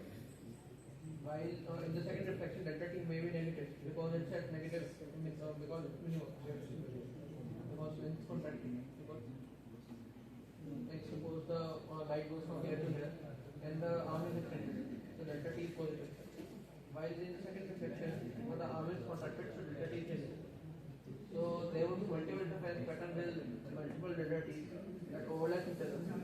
So won't that lead to like evening of all the interference patterns? Which decreases every successive reflection. So वो कम हो जाएगा. But that's almost in Fabry-Pérot you use almost one reflection. Yeah. 96. If you just 96 into 96, keep going. Not 96. One mirror is 100. One is 96. Another is not. Like I am asking, what would be better to use Michelson interferometer that you stored instead of Fabry-Pérot? Yeah, that does have better sensitivity. Michelson interferometer. So why are we using Fabry-Pérot? Like why are we placing? We are using Michelson. In LIGO Michelson interferometer. Yeah. Oh. On that you have Fabry-Pérot. In the detector part, you have to place. Just detector. Go to the picture. It's like two Fabry-Pérot cavities. No, like we were using नहीं बोला मैं Michelson ही है. Go to the previous picture, I guess.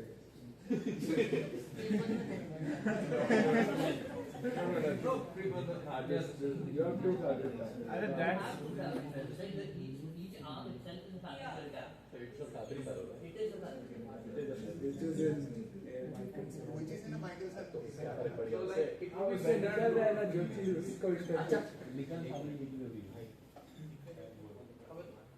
नहीं multiple अंदर reflect अंदर हो रहे हैं उसके बाद निकल ही नहीं. अब एक यूनिट इम्पोर्टेंट है जो करके हो रहा है फाइनली जो ऐड करके रेट बन रही है सारी वही निकल रही है मतलब उसका इंटरफेरेंस बन के दोनों में सेम होगा दोनों में कुछ ना कुछ अफेक्ट आएगा ना वो चीज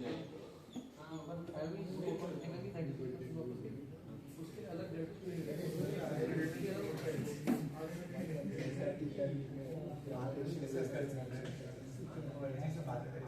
basically the point is would it be better to replace like move these mirrors or not? Remove the like new mirrors that you have placed like two mirrors like just above and right to the beam splitter there are two mirrors, right? would it be better to remove these mirrors so that there is only one interface?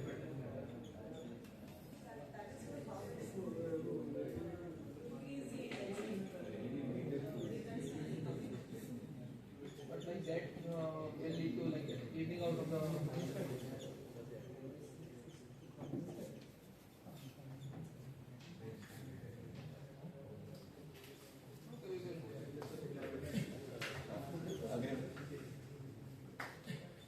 So, in one of the slides, you mentioned that there occurs a modulation of the signal. It wasn't on the slide which you mentioned. Why is that modulation particularly necessary? Like, what effect is this service? What would happen if you don't modulate? Basically, what we're doing is, so to make sure that it's in resonance, if you look at just the intensity, we won't know which side of resonance the system is in, because the intensity is the same. It's like a curve like this. We need to find the derivative of intensity. So for that, there is like a plus minus modulation frequency.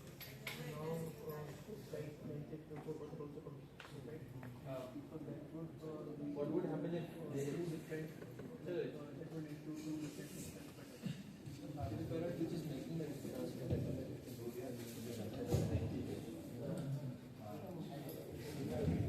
So are the questions done? Yes.